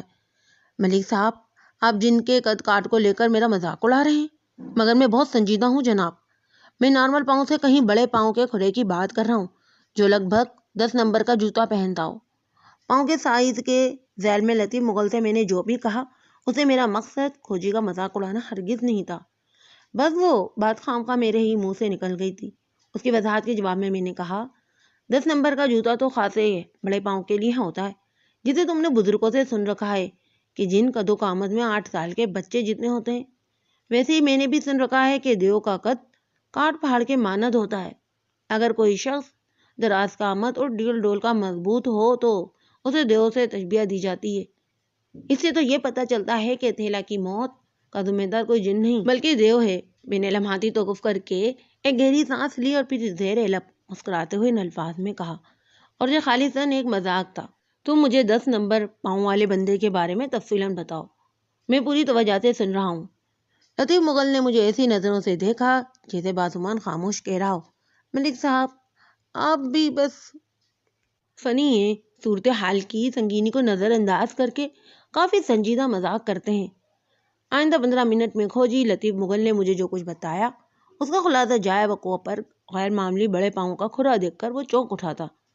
باقی تمام کھروں کو نظر انداز کر کے اس نے ذکرہ کھرے پر توجہ دی۔ جلد ہی وہ اس حقیقت تک رسائی حاصل کرنے میں کامیاب ہو گیا تھا کہ وہ بندہ عقبی دروازے سے کمرے میں داخل ہوا اور اسی راستے واپس چلا گیا تھا۔ کھوجی نے گھر کے باہر بھی کھرے کا تعاقب کیا تھا اور کھیتوں تک پہنچ گیا۔ اس کا دعویٰ تھا کہ وہ بندہ کھیتوں سے نکل کر جائے وقوع تک آیا تھا اور اسی راستے واپس گیا تھا۔ کھیتوں کے اندر زمین خاصی نرم تھی اور گھاس بھی اگی ہوئی تھی، جس کے سبب وہ مذکرہ کھرے کا مناسب انداز میں پیچھا نہیں کر سکا تھا، وغیرہ وغیرہ۔ وہ اپنی بات مکمل کر چکا تو میں نے سوال کیا، چاچا تم جائے وقوع کے جس دروازے کا ذکر کر رہے ہو میں نے بھی اسے باہر جھانک کر دیکھا تھا، مجھے 3 احترام میں تحدے نگاہ کھیت ہی کھیت نظر آئے تھے۔ کیا تم مجھے ٹھیک ٹھیک بتا سکتے ہو کہ 10 نمبر پاؤں والا وہ مشکوک بندہ کس سمت سے آیا تھا اور واپس کدھر گیا؟ سمت ایک ہی ہے ملک صاحب، وہ مضبوط لہجے میں بولا، جائے وقوع سے بالکل شمال کی جانب۔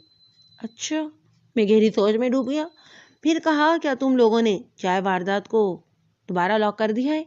جی ملک صاحب، اس بار کانسٹیبل فاروق نے جواب دیا، دونوں دروازوں پر سرکاری تالے لگا دیے گئے اور کھیتوں کی طرف جانے والے راستے پر بھی نشانی کے پتھر رکھ کر کھرے کو محفوظ کر دیا ہے۔ اس کے ساتھ ہی میں نے شفیق اور دیگر لوگوں کو تاکید کر دی ہے کہ جب تک پولیس کی تفتیش مکمل نہیں ہو جاتی اس راستے پر کوئی قدم رکھنے کی غلطی نہ کرے، ورنہ کاریہ سرکار میں رخ نہ ڈالنے پر وہ بندہ سیدھا سیدھا جیل جائے گا۔ فاروق، مجھے تمہارا مستقبل خاصا روشن نظر آ رہا ہے، میں نے ستائشی انداز میں کانسٹیبل کی طرف دیکھتے ہوئے کہا، تمہارے اندر تھانے دارانہ جراثیم کی بھرمار ہے، مجھے یقین ہے کہ تم بہت جلد ترقی کرو گے۔ شکریہ ملک صاحب، فاروق نے تشکرانہ انداز میں کہا۔ ملک صاحب، اگر اپنے کانسٹیبل کے مستقبل میں جھانکنے سے آپ کو فرصت مل جائے تو تھوڑی توجہ میرے حال پر بھی فرمائے سرکار۔ لطیف مغل نے شاہ کی نظروں سے مجھے دیکھتے ہوئے کہا، ہم بھی تو پڑے ہیں راہوں میں، تمہارے حال کو کیا ہوا ہے چاچا؟ میں نے تیز لہجے میں پوچھا۔ بس ذرا خوراک پر توجہ دو، پھر موجہ ہی موجہ۔ آپ خوراک کی بات تو ایسے کر رہے ہیں جیسے میرے کوئی پھپھو یا تایا وزیر خوراک لگے ہوں۔ وہ تنزیہ انداز میں بولا، ملک صاحب، میرے گھر کے صحن میں آسمان سے منو سلوہ نازل نہیں ہوتا، ہر شے خرید کر لانی پڑتی ہے، جس کے لیے پیسوں کی ضرورت ہوتی ہے۔ میں نے اپنا کام کر دیا ہے، اب آپ بھی اپنی جیب ڈھیلی کر دیں ذرا۔ اوہ، تو یہ مسئلہ ہے، میں نے بھویں اچکاتے ہوئے کہا، تمہیں اپنی سروس کا معاوضہ چاہیے۔ سیدھی سی بات ہے ملک صاحب، اس نے کہا، ہر شخص معاوضے کے لیے ہی تو محنت اور مشقت کرتا ہے۔ لیکن چاچا، تمہارا کام ابھی مکمل نہیں ہوا، میں نے اس کے چہرے پر نگاہ جما کر کہا، تمہاری خدمت کا صلہ تمہیں ضرور ملے گا، مگر کام ختم ہونے پر۔ کیا مطلب ہے آپ کا؟ وہ خفگی والے لہجے میں بولا۔ اب کون سا کام باقی رہ گیا ہے؟ قاتل کے کھرے کا کام ابھی ادھورا ہے، میں نے کہا، تمہیں کھیتوں کے آخری حصے پر بھی تجربہ آزمائی کرنی چاہیے تاکہ معلوم ہو سکے کہ 10 نمبر کے پاؤں والا وہ بندہ کھیتوں سے نکل کر کدھر گیا تھا۔ میری بات سمجھ رہے ہو نا؟ جی سمجھ رہا ہوں، وہ برا سا منہ بناتے ہوئے بولا، کل نپٹاتا ہوں میں آپ کا کام، مجھے اجازت دیں۔ وہ ایک جھٹکے سے اٹھ کھڑا ہوا اور شاہ کے لہجے میں بولا، میں تو سمجھ رہا تھا کہ مجھے آج ہی پیسے مل جائیں گے، خیر رک جاؤ، میں نے اپنی جیب میں ہاتھ ڈالتے ہوئے کہا، خالی ہاتھ مت جاؤ۔ وہ رک کر تشکرانہ نظر سے مجھے تکنے لگا۔ تھوڑی دیر پہلے اس کے چہرے پر جو کوفت، بیزاری اور شکایت دکھائی دے رہی تھی اس کا اب دور دور تک نام و نشان نظر نہیں آ رہا تھا۔ میں نے 5 روپے اس کی طرف بڑھاتے ہوئے کہا، یہ رکھ لو، باقی کا کام تکمیل کے بعد۔ اس نے خوش دلی سے مجھے سلیوٹ کیا اور دعائیں دیتے ہوئے میرے کمرے سے رخصت ہو گیا۔ 5 روپے پا کر لطیف مغل اور معروف چاچا ککڑ نے جو ہزاریں مسرت کیا تھا، اس پر زیادہ حیران یا پریشان ہونے کی ضرورت نہیں۔ یہ واقعہ آج سے لگ بھگ 65 سال پہلے کا ہے۔ وہ ستائی کا زمانہ تھا اور ان 5 روپوں کی بڑی اہمیت ہوا کرتی تھی۔ ایک عام انسان کی ماہانہ آمدنی 30 سے 40 روپے کے درمیان ہوتی تھی۔ اسی حساب سے اس دور کے 1 روپے کو آج کے کموں پہ 1000 روپے سمجھ لیں۔ اسی روز شام سے پہلے زرعی اسپتال سے طفیل اور سہیلا کی موت کا پوسٹ مارٹم लाश आ गई थी। ابتدائی رپورٹ کے مطابق تھیلا کی موت اس کی گردن کا منکر ٹوٹنے سے واقع ہوئی تھی۔ اس رپورٹ میں میرے لیے کوئی نئی چونکا دینے والی بات نہیں تھی۔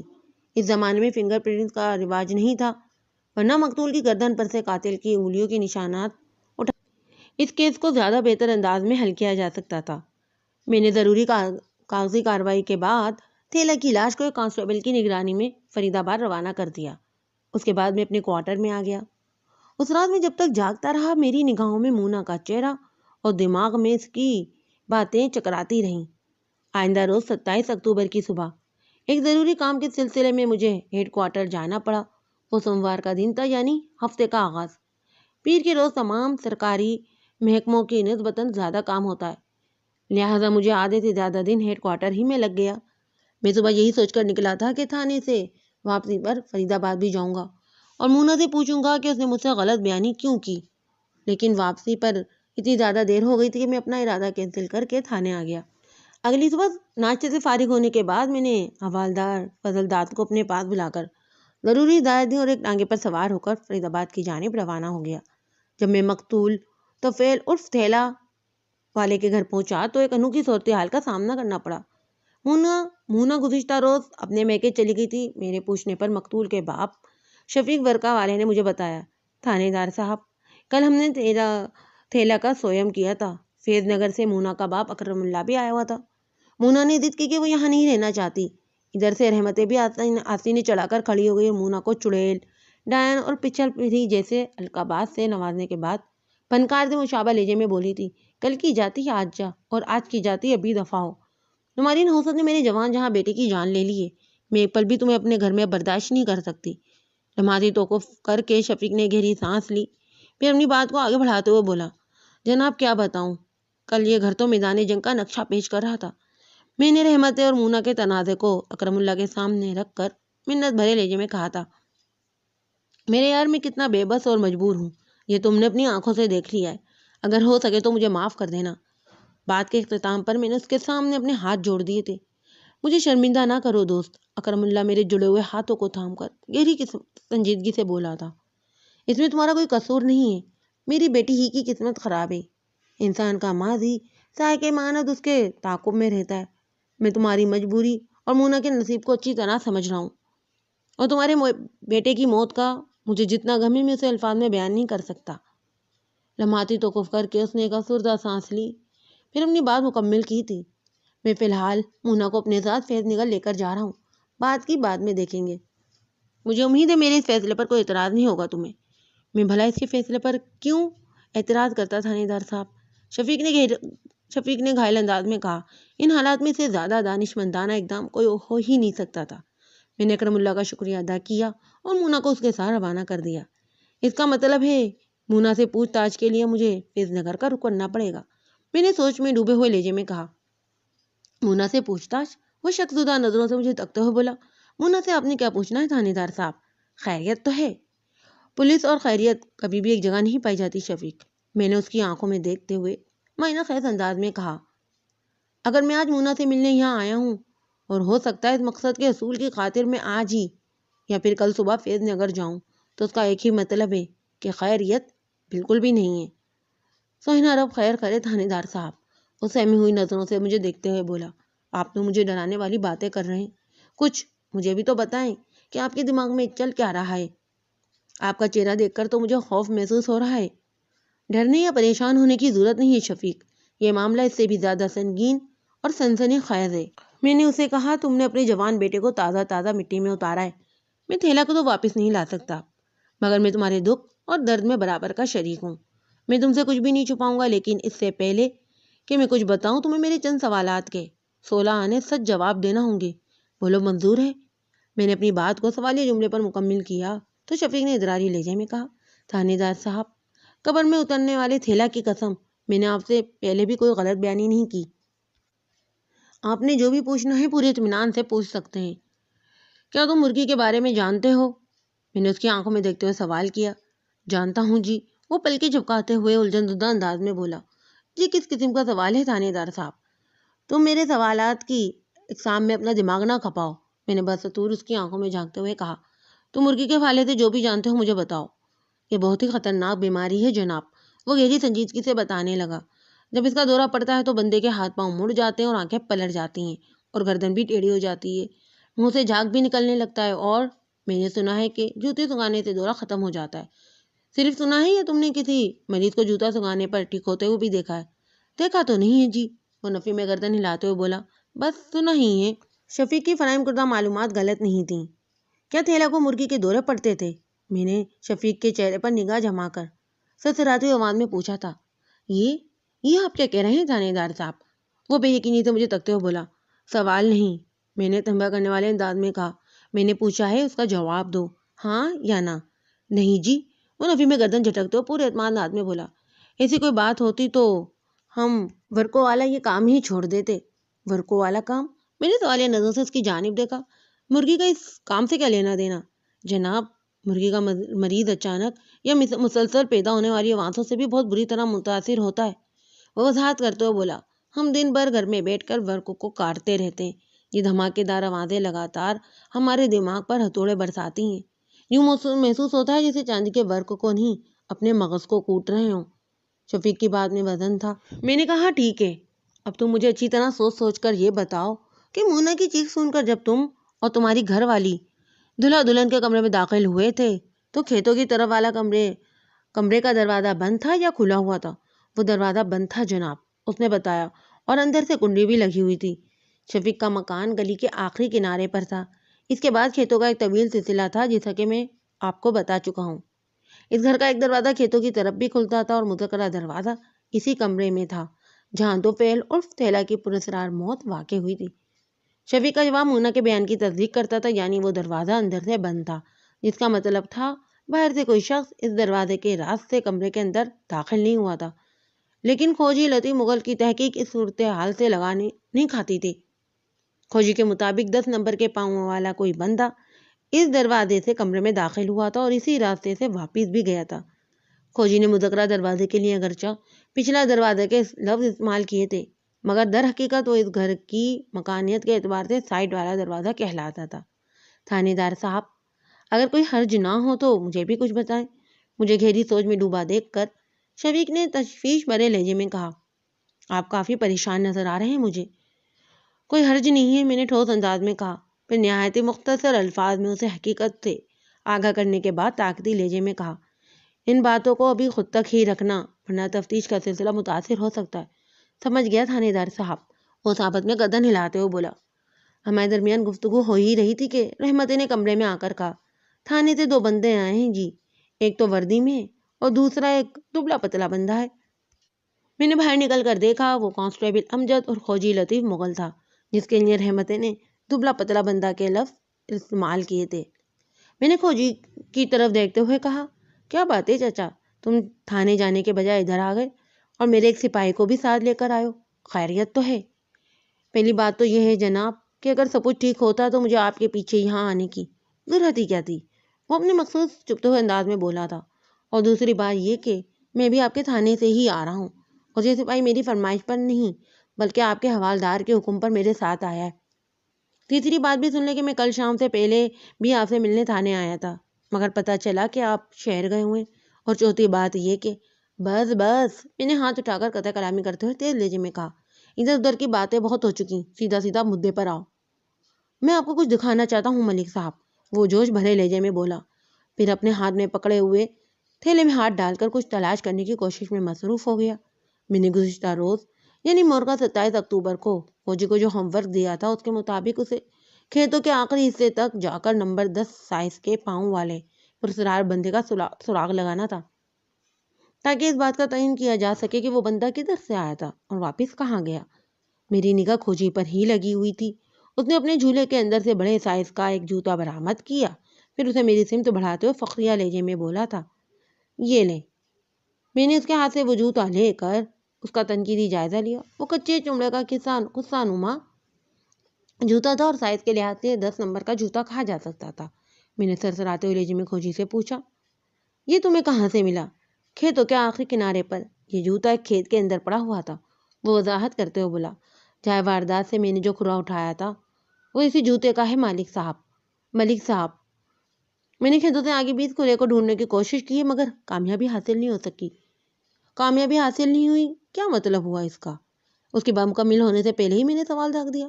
مطلب یہ کہ وہ ٹھہرے ہوئے لہجے میں بتانے لگا، کھیتوں سے آگے مجھے 10 نمبر سائز کے اور پاؤں کا کھرا ملا ہے مگر اس کا جوتا یہ نہیں تھا۔ یہی سمجھ میں آتا ہے کہ جوتے کا ایک پاؤں کھیتوں میں گر جانے کے بعد اس بندے نے جوتے تبدیل کر لیے تھے۔ میں نے ابھی جس نئے کھرے کا ذکر کیا ہے وہ چند قدم کے بعد ناپید ہو گیا۔ وہاں پر مجھے گھوڑے کے پاؤں کے واضح نشانات دکھائی دیے۔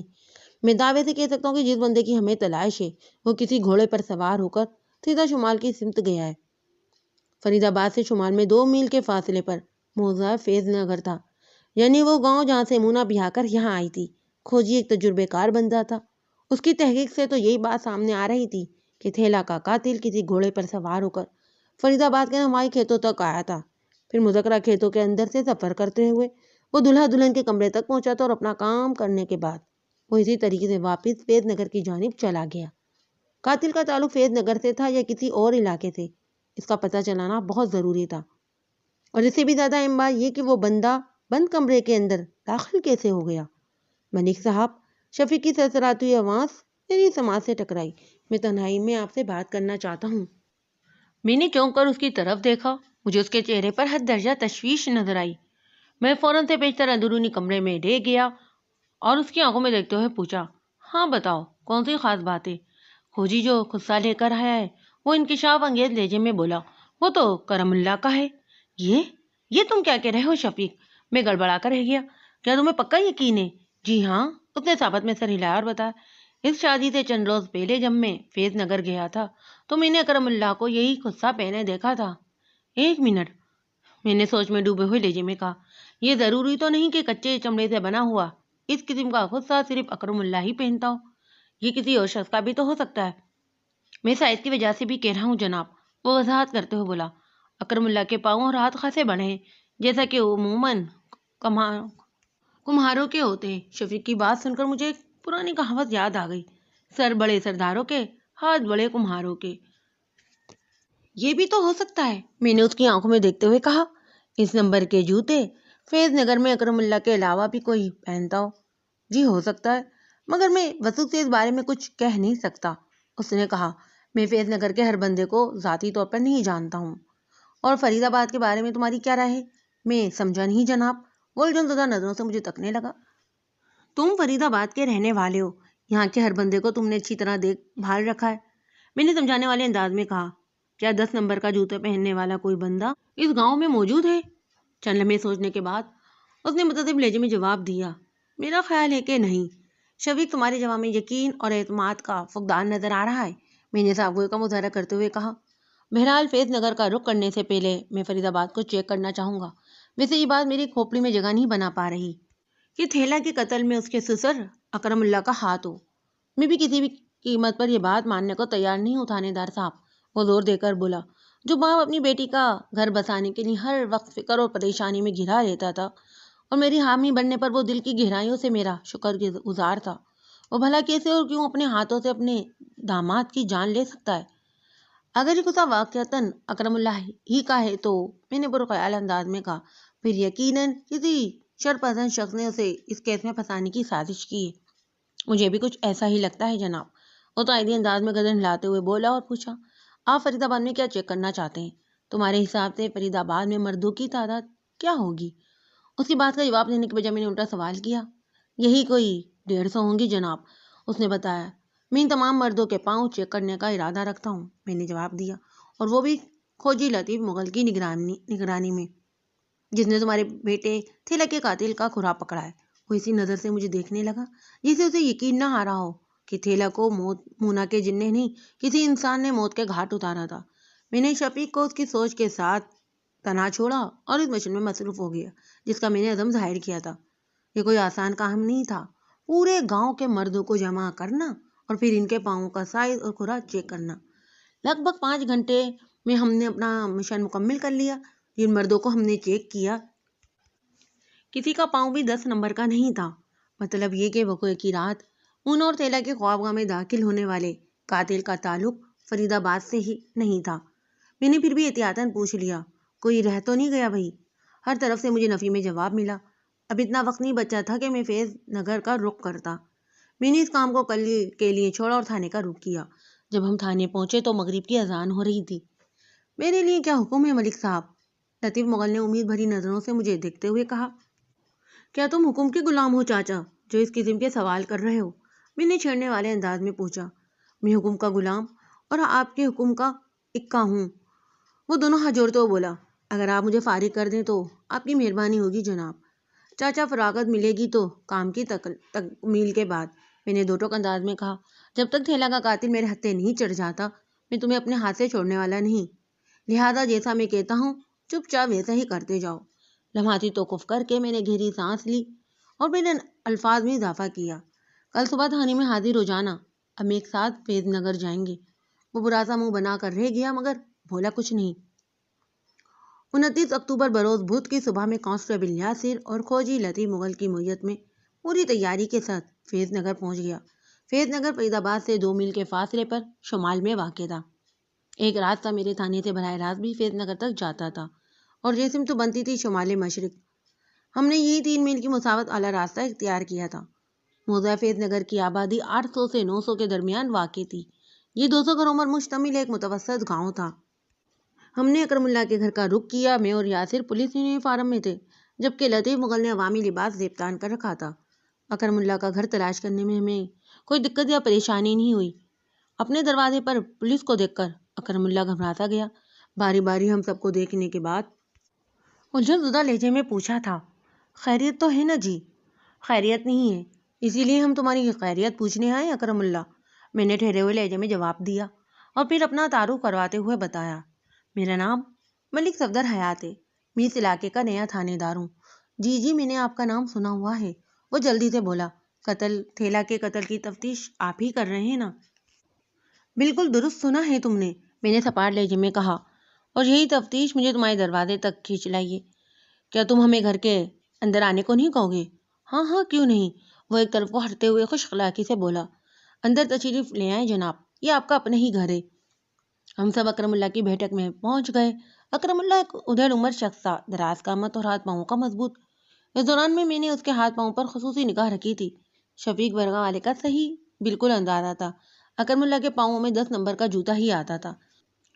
میں چائے پانی کے لیے تو تھوڑی دیر کے بعد پوچھ سکوں گا تھانے دار صاحب، وہ معذرت خانہ انداز میں بولا۔ دراصل مونا اپنے گھر میں نہیں ہے، وہ آ جائے تو پھر آپ کی خاطر تواضع کا بندوبست کرتا ہوں۔ مونا اپنے گھر میں نہیں ہے، اس کا کیا مطلب ہوا اکرم اللہ؟ میں نے چونک کر اس کی طرف دیکھا۔ کیا یہ اس کا گھر نہیں ہے؟ یہی گھر ہے تھانے دار صاحب۔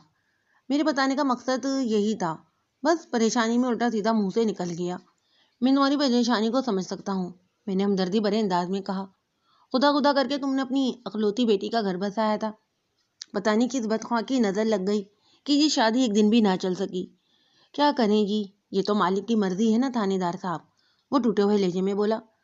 مالک نے مونا کے نصیب میں شاید یہی سب کچھ لکھا تھا۔ مونا گئی کہاں ہے؟ میں نے تیز لہجے میں پوچھا۔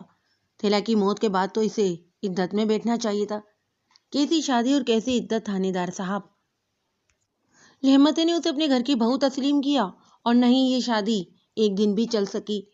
کہاں کا نکاح اور پھر کہاں کی عدت جناب؟ بات پوری کرتے ہوئے اس کی آنکھیں بھرا گئی تھیں۔ بیٹی کا گھر اجڑنے کے غم نے اسے نڈھال اور بحال کر رکھا تھا۔ اس نازک صورتحال میں نے اسے نکاح کی شرعی حیثیت اور عدت کی اہمیت پر کوئی بحث کرنا مناسب نہ جانا اور انتہائی سادگی میں اپنا سوال دہرا دیا۔ اکرم اللہ تم نے یہ نہیں بتایا کہ مونا گئی کہاں ہے؟ ادھر ہی آس پاس کے کسی گھر میں ہوگی، اس نے جواب دیا۔ بیٹھے ہیں آپ، میں اسے بلا کر لاتا ہوں تاکہ وہ آپ کے لیے۔ اس تکلف کی ضرورت نہیں ہے اکرم اللہ، میں نے قطع کلامی کرتے ہوئے دو ٹوک انداز میں کہا۔ ہم یہاں خاطر مدارات کرانے نہیں آئے۔ جب تک مونا نہیں آ جاتی تم مجھ سے بات کرو اور سب سے پہلے مجھے یہ بتاؤ کہ تمہارے جگر کا کیا حال ہے؟ اس نے چوک کر مجھے دیکھا اور بے ساختہ اس کے منہ سے نکلا، کیا آپ کو میری بیماری کا بھی علم ہے؟ میں اس علاقے میں تھانہ انچارج بن کر آیا ہوں اکرم اللہ، میں نے بھی اس کی آنکھوں میں دیکھتے ہوئے کہا۔ یہاں بسنے والوں کی خیر خبر رکھنا میرے فرائض کا حصہ ہے۔ میں تو یہ بھی جانتا ہوں کہ تم 10 نمبر کا جوتا پہنتے ہو۔ آخری جملہ میں نے سنسناتے انداز میں ادا کیا تھا۔ وہ بے حد حیرت بھرے لہجے میں بولا، آپ بالکل ٹھیک کہہ رہے ہیں تھانے دار صاحب، میرے جوتے کا یہی سائز ہے۔ میں نے لطیف مغل کو اشارہ کیا۔ اس نے اپنے جھولے میں سے 10 نمبر کے خصے کا ایک پاؤں نکال کر میری جانب بڑھا دیا۔ میں نے مذکرہ جوتے کو اکرم اللہ کی طرف بڑھاتے ہوئے تیز لہجے میں کہا، کیا یہ تمہارے جوتے ہی کا پاؤں ہے نا؟ اس نے خسے پر سرسری سی نگاہ ڈالی، پھر نفی میں گردن ہلاتے ہوئے بولا، نہیں جناب، اگرچہ میرے پاس بھی ایک ایسا ہی خصہ ہے، مگر وہ یہ نہیں ہے۔ پھر اس نے مجھ سے پوچھا، آپ کو یہ ایک پاؤں کا جوتا کہاں سے ملا تھانے دار صاحب؟ میں نے اس کے سوال کو اگنور کرنا ضروری سمجھا اور اپنی تفتیش کو آگے بڑھاتے ہوئے کہا، اگر یہ تمہارے غصے کا پاؤں نہیں ہے تو پھر تمہارا مکمل غصہ تو عزت گھر میں ہی موجود ہوگا۔ جی، اندر رکھا ہے وہ، اس نے پرسوک انداز میں کہا۔ میں تمہارا وہ غصہ دیکھنا چاہتا ہوں۔ ابھی دکھاتا ہوں جناب۔ وہ بیٹھک سے اٹھ کر گھر کے اندرونی حصے کی جانب بڑھ گیا۔ 1 منٹ سے بھی پہلے اکرم اللہ اندر سے اپنا غصہ نکال لایا۔ جوتے کے دونوں پاؤں کا ایک ساتھ ہونا اس امر کا ثبوت تھا کہ لطیف مغل کو فرید آباد کے کھیتوں میں سے خصے کا جو ایک پاؤں ملا تھا، اس کا تعلق اکرم اللہ سے نہیں تھا۔ تاہم دونوں خصے دیکھنے میں بالکل ایک جیسے تھے۔ یہی محسوس ہوتا تھا کہ ایک ہی موچی کے ہاتھوں نے انہیں تیار کیا تھا۔ اسی گہری مشابہت کی بنیاد پر شفیق کو بھی ایسا ہی لگا تھا کہ لطیف مغل کا دریافت کردہ جوتا کرم اللہ کا ہے۔ تم نے یہ غصہ کہاں سے بنوایا ہے؟ میں نے کرم اللہ سے پوچھا۔ خوشیاں موچی سے سرکار، اس نے بتایا، فیض نگر میں ایک ہی موچی ہے، یہاں کے لوگ اسی سے جوتے بنواتے ہیں۔ میں نے لطیف مغل کے دریافت کردہ جوتے کا پاؤں اکرم اللہ کو دکھاتے ہوئے سپاٹ انداز میں دریافت کیا۔ اگر تمہارا یہ جوتا نہیں ہے تو پھر مجھے بتاؤ کہ یہ کس کا ہو سکتا ہے؟ میں نے فرید آباد کے ایک بندے کا پاؤں چیک کرا لیا ہے، وہاں اس سائز کا جوتا کوئی بھی نہیں پہنتا۔ اس قصے کا تعلق یقیناً فیض نگر ہی کے کسی باسی سے ہے۔ خوشیہ نے ایک بار مجھے بتایا تھا کہ میرے سائز کا پاؤں فیض آباد میں صرف 2 ہی بندوں کا ہے، اکرم اللہ نے کہا، ایک میرا اور ایک بھولا پہلوان کا۔ ہو سکتا ہے یہ خصہ بھولا پہلوان کا ہو۔ اس سلسلے میں آپ خوشیہ موچی سے بھی تصدیق کر سکتے ہیں۔ لیکن ایک بات میری سمجھ میں نہیں آ رہی تھانے دار صاحب۔ وہ رک کر الجھن زدہ نظروں سے مجھے دیکھنے لگا۔ کون سی بات؟ میں نے ترنت پوچھا۔ جوتے کا یہ پاؤں آپ کو ملا کہاں سے؟ اس نے سوال کیا۔ اور آپ کو ایسا یقین کیوں ہے کہ یہ فیض نگر کے کسی بندے کا جوتا ہے؟ اکرم اللہ کے سوال کے جواب دینے سے پہلے میں نے کانسٹیبل یاسر سے کہا، تم جا کر جلدی سے خوشیہ موچی کو لے آؤ۔ پھر میں نے مونا کے باپ سے مخاطب ہوتے ہوئے کہا، یہ خصے کا پاؤں کھوجی لطیف مغل کو فرید آباد کے کھیتوں کے اندر سے ملا ہے۔ باقی کی بات تمہیں کھوجی چاچا اپنی زبانی بتائے گا۔ پھر میرے اشارے پر لطیف مغل نے اسے تفصیلات سے آگاہ کر دیا۔ کھوجی کی بات سنتے ہوئے اکرم اللہ کے چہرے پر کئی رنگ آ کر گزر گئے، جن میں حیرت، بے یقینی اور تعجب کے رنگ نمایاں تھے۔ اس دوران میں اس کے چہرے کے تاثرات کو باریک بینی سے نوٹ کر رہا تھا۔ وہاں پر مجھے خوف یا ڈر، گھبراہٹ کا کوئی تاثر دکھائی نہیں دیا جس سے میں یہ سوچتا کہ تھیلا کی موت میں اس کا ہاتھ ہو سکتا ہے۔ کھوجی کی وضاحت مکمل ہونے پر اکرم اللہ نے سرسراتی ہوئی آواز میں کہا، تو تھیلا کو کسی سازش کے تحت قتل کیا گیا ہے؟ تو کیا تم بھی یہی سمجھ رہے ہو کہ وہ مونا کے جن کی کارستانی تھی؟ میں نے خاصی کڑوے لہجے میں پوچھا تھا۔ سچ پوچھے تو مجھے ان جن والی کہانی پر بالکل یقین نہیں آیا تھا۔ وہ برا سا منہ بناتے ہوئے بولا، مونا کی ماں شاہدہ پیر و فقیروں کے پاس جاتی رہتی تھی۔ ہمارے گاؤں والے شاہ جی نے شاہدہ کو بتایا تھا کہ کوئی طاقتور جن مونا پر عاشق ہو گیا ہے جو کبھی مونا کی شادی نہیں ہونے دے گا۔ میں نے شاہ جی کی اس بات کو ایک کان سے سن کر دوسرے کان سے نکال دیا تھا۔ اگر مجھے جن والی کہانی پر یقین ہوتا تو میں مونا کی شادی ہی کیوں کراتا جناب؟ لوگ تو یہاں تک کہتے ہیں کہ تمہاری بیوی نے شاہ جی کی بات پر یقین نہ کرتے ہوئے مونا کی شادی کی کوشش کی تو اس کا جگر خراب ہو گیا، پھر اسی بیماری نے اس کی جان لے لی۔ میں نے اس کی آنکھوں میں دیکھتے ہوئے معنی خیز انداز میں کہا تھا، اور جب سے تم نے مونا کی شادی کے بارے میں سوچنا شروع کیا تو تمہیں بھی عارضۂ جگر میں مطبلا ہو گئے ہو۔ لوگوں کی زبان کو تو کوئی نہیں پکڑ سکتا تھانے دار صاحب، اس نے کہا۔ انہیں جو بولنا ہوتا ہے وہ وہی بولتے رہتے ہیں۔ میں ذاتی طور پر ایسی باتوں کو بالکل بکواس سمجھتا ہوں۔ میں تو بس یہ جانتا ہوں۔ وہ سانس لینے کے لیے رکا، پھر اپنی بات مکمل کرتے ہوئے بولا، انسان کی زندگی، موت، صحت اور بیماری صرف اللہ پاک کے ہاتھ میں ہے۔ وہی ذات ہر شے پر قادر ہے۔ جو رات قبر میں ہے وہ باہر ہو ہی نہیں سکتی۔ اور وہ کہتے ہیں نا، جسے اللہ رکھے اسے کون چکھے۔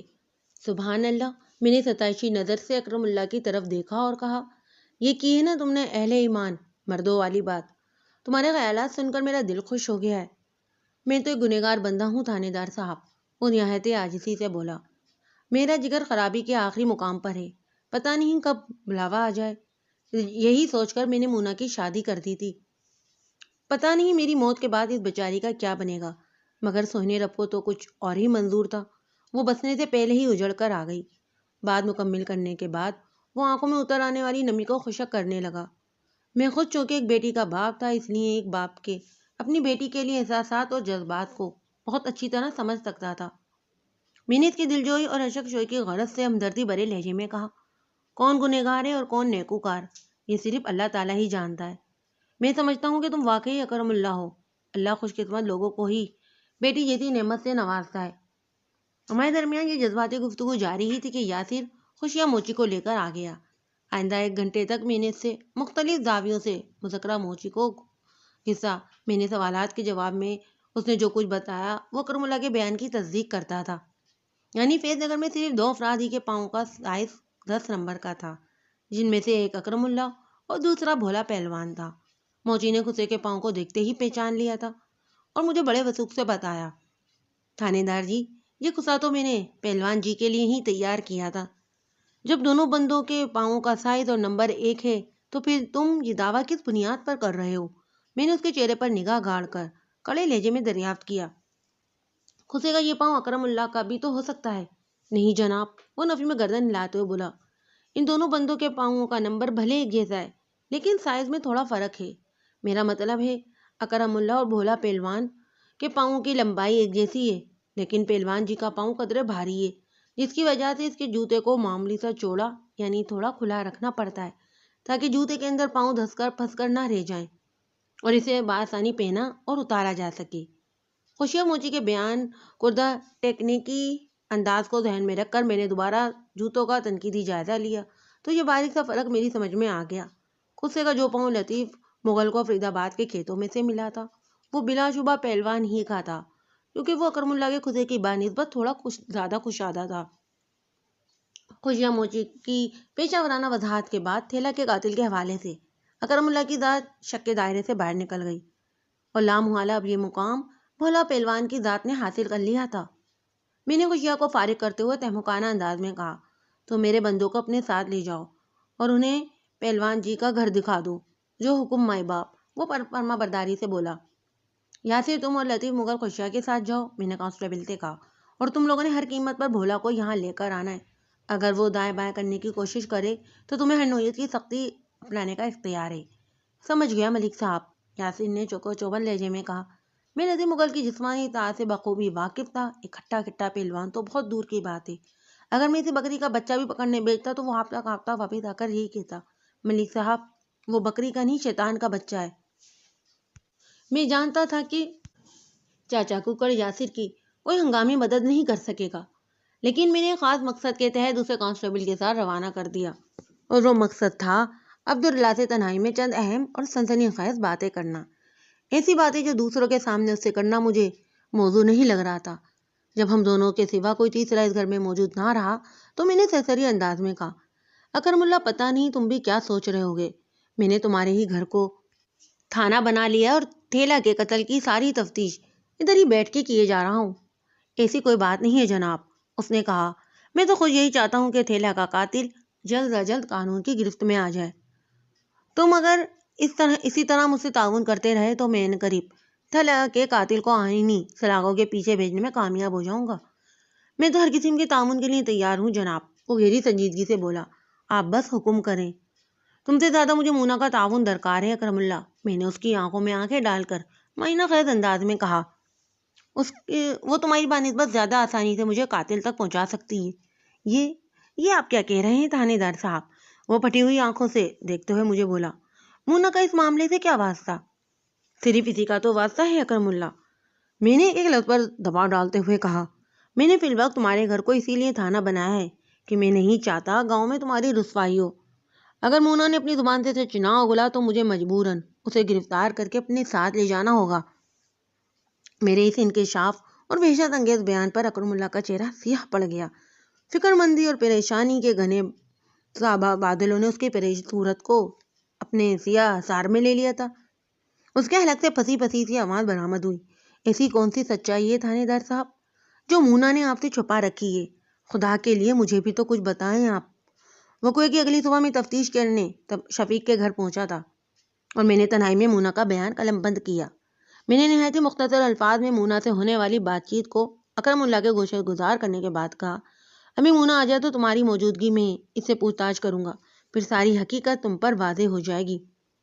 فی الحال اتنا جان لو کہ تمہاری بیٹی نے مجھے بیوقوف بنانے کے لیے کئی ایک خطرناک جھوٹ بولیں جو کہ سنگین جرم کے زمرے میں آتے ہیں۔ اس کی پریشانی میں اب کئی گنا اضافہ ہو گیا تھا۔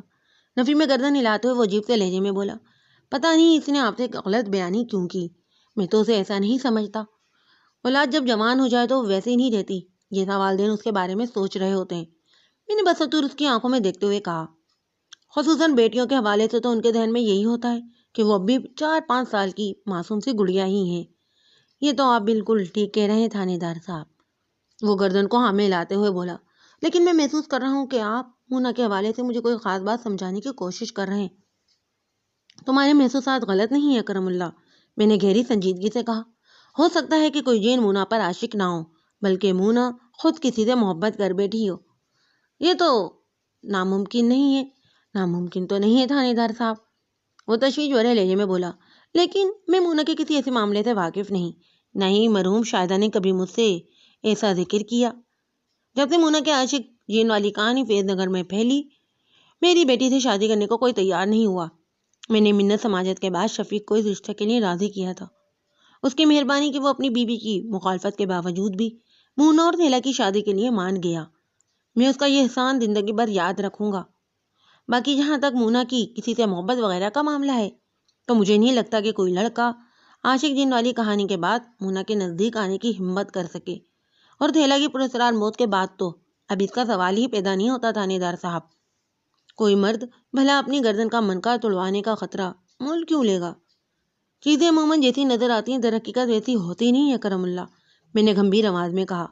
میرے خیال میں تھیلا کی موت کو پراسرار بنانے میں مونا نے اہم کردار ادا کیا ہے۔ آپ بیٹھے ادھر، میں اس نالائق کو ڈھونڈ کے لاتا ہوں۔ وہ خاصی جوش بھرے لہجے میں بولا، پھر دودھ کا دودھ اور پانی کا پانی الگ ہو جائے گا۔ میرے اندر سے یہ آواز آئی جو کہ خالصتاً تھانے دارانہ سوچ تھی، مجھے کرم اللہ کو گھر سے باہر جانے کی اجازت نہیں دینا چاہیے۔ یہ لاکھ ایک اچھا انسان صحیح، مگر اس کے ساتھ ہی یہ ایک محبت کرنے والا باپ بھی ہے۔ اگر اس نے پگھلے ہوئے دل کے ساتھ مونا کو گھر میں پولیس کی آمد کے بارے میں بتا دیا تو وہ چوکنا ہو سکتی ہے۔ اس کے بعد ممکن ہے کہ اس کی زبان سے میں وہ کچھ نہ اگلوا سکوں جس کا ارادہ باندھ کر میں نے اپنے تھانے سے فیض نگر تک کا ٹانگے میں بیٹھ کر 3 میل تک کچے فاصلے کا سفر کیا تھا۔ یہاں سے زبان کھلوانے سے میری مراد نرمی سے پوچھ تاچھ ہے، ورنہ جہاں ٹرائل روم میں جا کر تفتیش کرنے کا معاملہ ہے تو وہاں تو خطرناک مجرموں کی زبان پانی کی طرح رواں ہو جاتی ہے۔ نہیں اکرم اللہ، مجھے کوئی جلدی نہیں ہے، میں نے عام سے لہجے میں کہا۔ میرا آج کا پورا دن موضوع فیض نگر کے نام ہے، مونا کو خود ہی آنے دو، پھر بات کرتے ہیں آرام سے۔ ادھر میں نے جملہ مکمل کیا، ادھر دروازے پر دستک ہوئی۔ اکرم اللہ نے چونک کر بیرونی دروازے کی جانب دیکھا۔ میں نے ایک جھٹکے سے کھڑا ہوتے ہوئے کہا، بیٹھو تم ادھر، میں جا کر دیکھتا ہوں۔ اکرم اللہ نے میری بات کے جواب میں کچھ نہ کہا۔ میں نے صحن عبور کرنے کے بعد باہر کا دروازہ کھولا تو اپنے سامنے یاسر اور لطیف مغل کو کھڑے پایا۔ میں نے ان کے غم میں جھانکنے کے بعد کہا، کیا بات ہے، تم لوگ خالی ہاتھی لوٹ آئے ہو؟ بھولا پہلوان کہاں ہیں؟ بھولا 2 دن پہلے کسی دنگل میں حصہ لینے شیخو پورا گیا ہے ملک صاحب، یاسر نے بتایا۔ ادھر شیخو پورا میں اس کی پھپھی رہتی ہے، وہ اپنی پھپھی کنیز کے گھر ہی میں ٹھہرے گا۔ اس کی واپسی کب تک ہے؟ بھولا کے گھر والوں نے بتایا ہے کہ وہ 1 ہفتے بعد لوٹے گا، یاسر نے کہا، اور اس سے زیادہ دن بھی لگ سکتے ہیں اسے، اتنا وقت نہیں ہے ہمارے پاس۔ میں نے اضراری انداز میں کہا، تم نے بھولا کے گھر والوں سے شیخو پورا والی پھپھی کا ایڈریس لیا ہے؟ جی بالکل لے لیا ہے، یاسر نے بتایا۔ بھولا کی کنیز پھپھو شیخو پورا کے بس اسٹینڈ کے نزدیک ہی رہتی ہیں۔ میرا کئی بار شیخو پورا جانا ہوا ہے، میں بآسانی اس کے گھر تک پہنچ سکتا ہوں۔ ٹھیک ہو گیا، میں نے گہری سانس خارج کرتے ہوئے کہا، تم لوگ فی الفور تھانے پہنچو اور تم حوالدار فصلداد کو اپنے ساتھ لے کر فوراً شیخو پورا روانہ ہو جاؤ۔ میں آج کی تاریخ میں بھولا پہلوان کی گرفتاری چاہتا ہوں۔ جب 30 اکتوبر کا سورج طلوع ہو تو بھولا کو ہمارے تھانے کی حوالات میں ہونا چاہیے۔ امید ہے تم میری بات سمجھ گئے ہوگے؟ چنگی طرح سمجھ گیا ہوں ملک صاحب، وہ پرجوش انداز میں بولا۔ جمعرات بھری بھرات، اس کا اشارہ 30 اکتوبر والی جمعرات کی جانب تھا۔ میں نے کہا، بس اب 1 منٹ ضائع نہیں کرو اور فوراً روانہ ہو جاؤ۔ اپنے سپاہی کو تو آپ نے شیخو پورا بھیجنے کا پروگرام دے دیا ہے؟ لطیف مغل نے میری طرف دیکھتے ہوئے کہا، کیا میں تھانے میں رک کر آپ کی واپسی کا انتظار کروں؟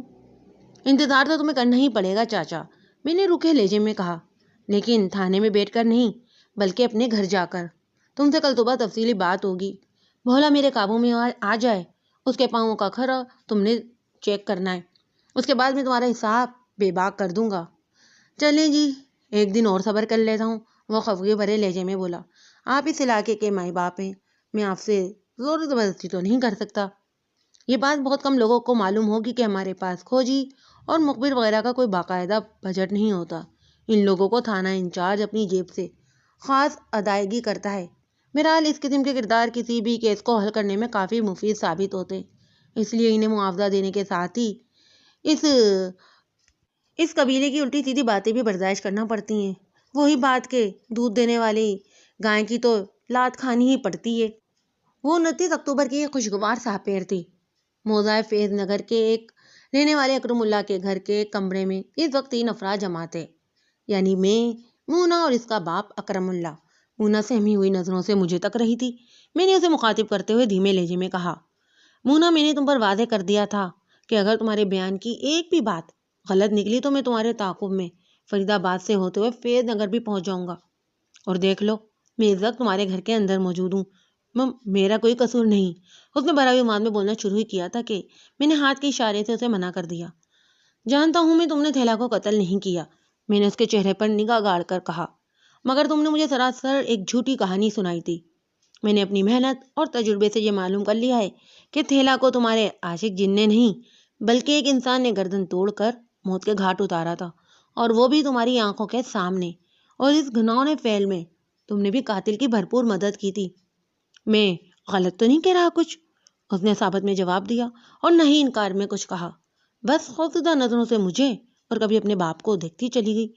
مونا، تمہارا باپ ایک معقول اور عزت دار انسان ہے، میں نے اسی کی وجہ سے تمہارے ساتھ نرمی کا برتاؤ کیا ہے، میں نے سمجھانے والے انداز میں کہا۔ اگر تم نے مجھے سب سچ بتا دیا تو میں وعدہ کرتا ہوں کہ تمہیں گرفتار کروں گا اور نہ ہی تمہارے خلاف کوئی مقدمہ بناؤں گا۔ یہ تمہارے اپنے بچاؤ کا آخری موقع ہے، اور یہ موقع میں تمہیں اکرم اللہ کی شرافت کے صدقے دے رہا ہوں، ورنہ اس کیس کی حقیقت کیا ہے وہ پوری طرح مجھ پر بیان ہو چکی ہے، لیکن میں تمہاری زبان سے سچ سننا چاہتا ہوں۔ ویسے میں نے بھولا پہلوان کی گرفتاری کے لیے پولیس پارٹی شیخو پورا روانہ کر دی ہے، وہ آج رات کسی بھی وقت تھانے کے حوالات میں ہوگا۔ میرے آخری الفاظ نے تو مونا کے چہرے پر زلزلے کے آثار پیدا کر دیے۔ اس نے خوف سے لبریز جھرجھری لی اور یکا یک بلک بلک کر رونا شروع کر دیا۔ حقیقت حالات کا احساس ہونے کے بعد وہ اندر باہر سے ٹوٹ گئی تھی۔ میں نے فرید آباد میں بھی اسے روتے ہوئے دیکھا تھا، تب شفیق اور زرینہ کی مدد سے میں نے اسے بمشکل چپ کرایا تھا۔ یہاں اس کے آنسو پوچھنے اور تسلی دلاسا دینے کے لیے اس کا سگا باپ موجود تھا، چنانچہ اسے سنبھالنا زیادہ مشکل ثابت نہیں ہوا۔ 10 سے 15 منٹ کے اندر وہ بیان دینے کے قابل ہو گئی۔ 16 آنے سچا اور کھڑا بیان۔ اب کی بار مونا نے مجھے جو کہانی سنائی وہ میری اب تک کی تفتیش سے لگاؤ کھاتی تھی، تاہم اسے فیصلہ کو نتیجہ خیز بنانے کے لیے بھولا پہلوان کا میری گرفت میں آنا بہت ضروری تھا، اور اس مقصد کے لیے مجھے تھوڑا انتظار کرنا تھا۔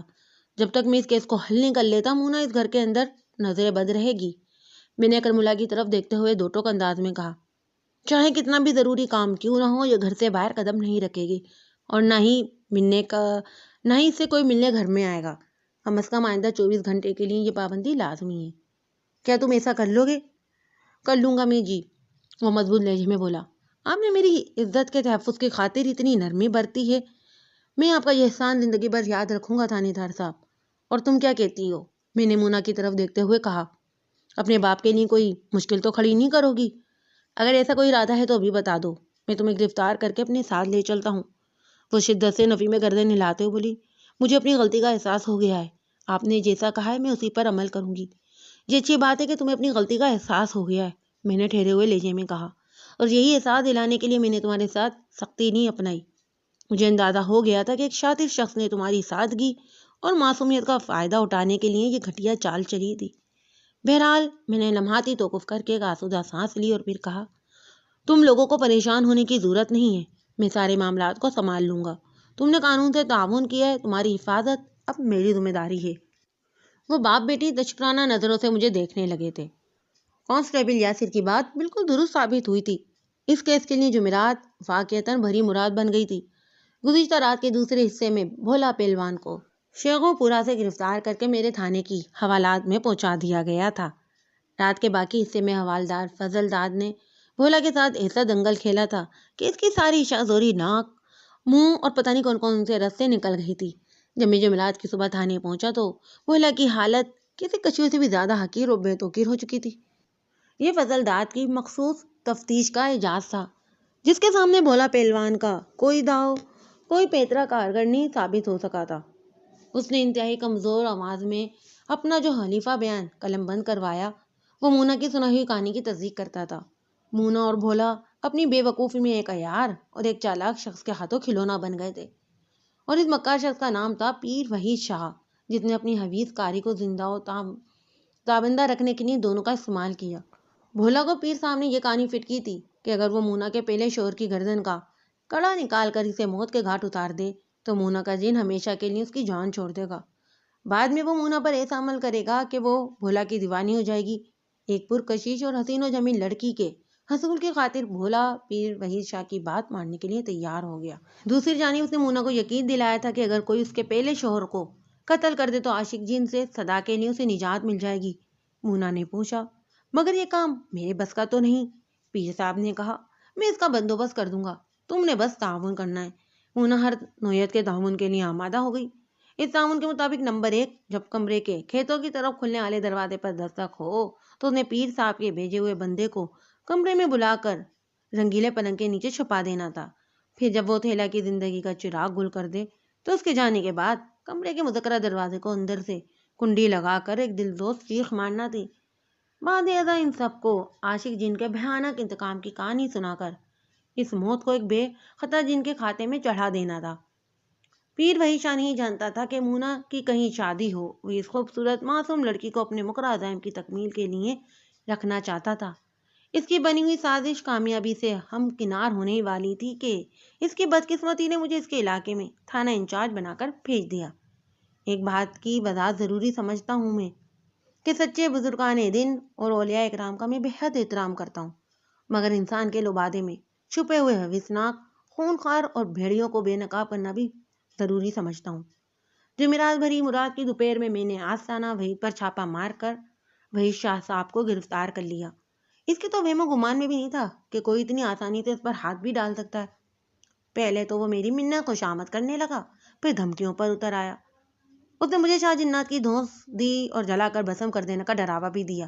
میں نے اس کے گال پر زناٹے دار تھپڑ رسید کرنے کے بعد حقارت بھرے لہجے میں کہا، او نکلی شاہ، بکواس بند کرو ڈبہ پیر۔ میں نے زہریلے انداز میں کہا، تم جیسے غلیظ اور جعلی لوگوں کے کالے کرتوتوں کی وجہ سے سفید اللہ پوش والوں کو بھی دنیا شکی نظر سے دیکھنے لگتی ہے۔ تم نے ایک سنگین جرم کا ارتکاب کیا ہے، اور وہ بھی میرے تھانے کی حدود میں۔ ویسے تو تمہیں عمر بھر جیل میں سڑانے کے لیے مونا اور بھولا کا حلفیہ بیان ہی کافی ہے، لیکن تمہاری زبان سے اقبال جرم کروانے کے لیے میں تمہارے بدن میں ایسے ناقابل اشاد مقام پر ڈنڈا گھماؤں گا کہ تمہارے 14 تپک یکا یک گل ہو جائیں گے۔ اور یہ کوئی خالی خلی دھمکی نہیں ہے۔ اے پلید انسان، تمہیں تو انسان کہتے ہوئے بھی مجھے گھن ہو رہی ہے۔ جب اس نقلی پیر شاہ کو اپنے بچاؤ کا کوئی راستہ دکھائی نہ دیا تو وہ پھٹی ہوئی وحشت زدہ آنکھوں سے مجھے تکنے لگا تھا۔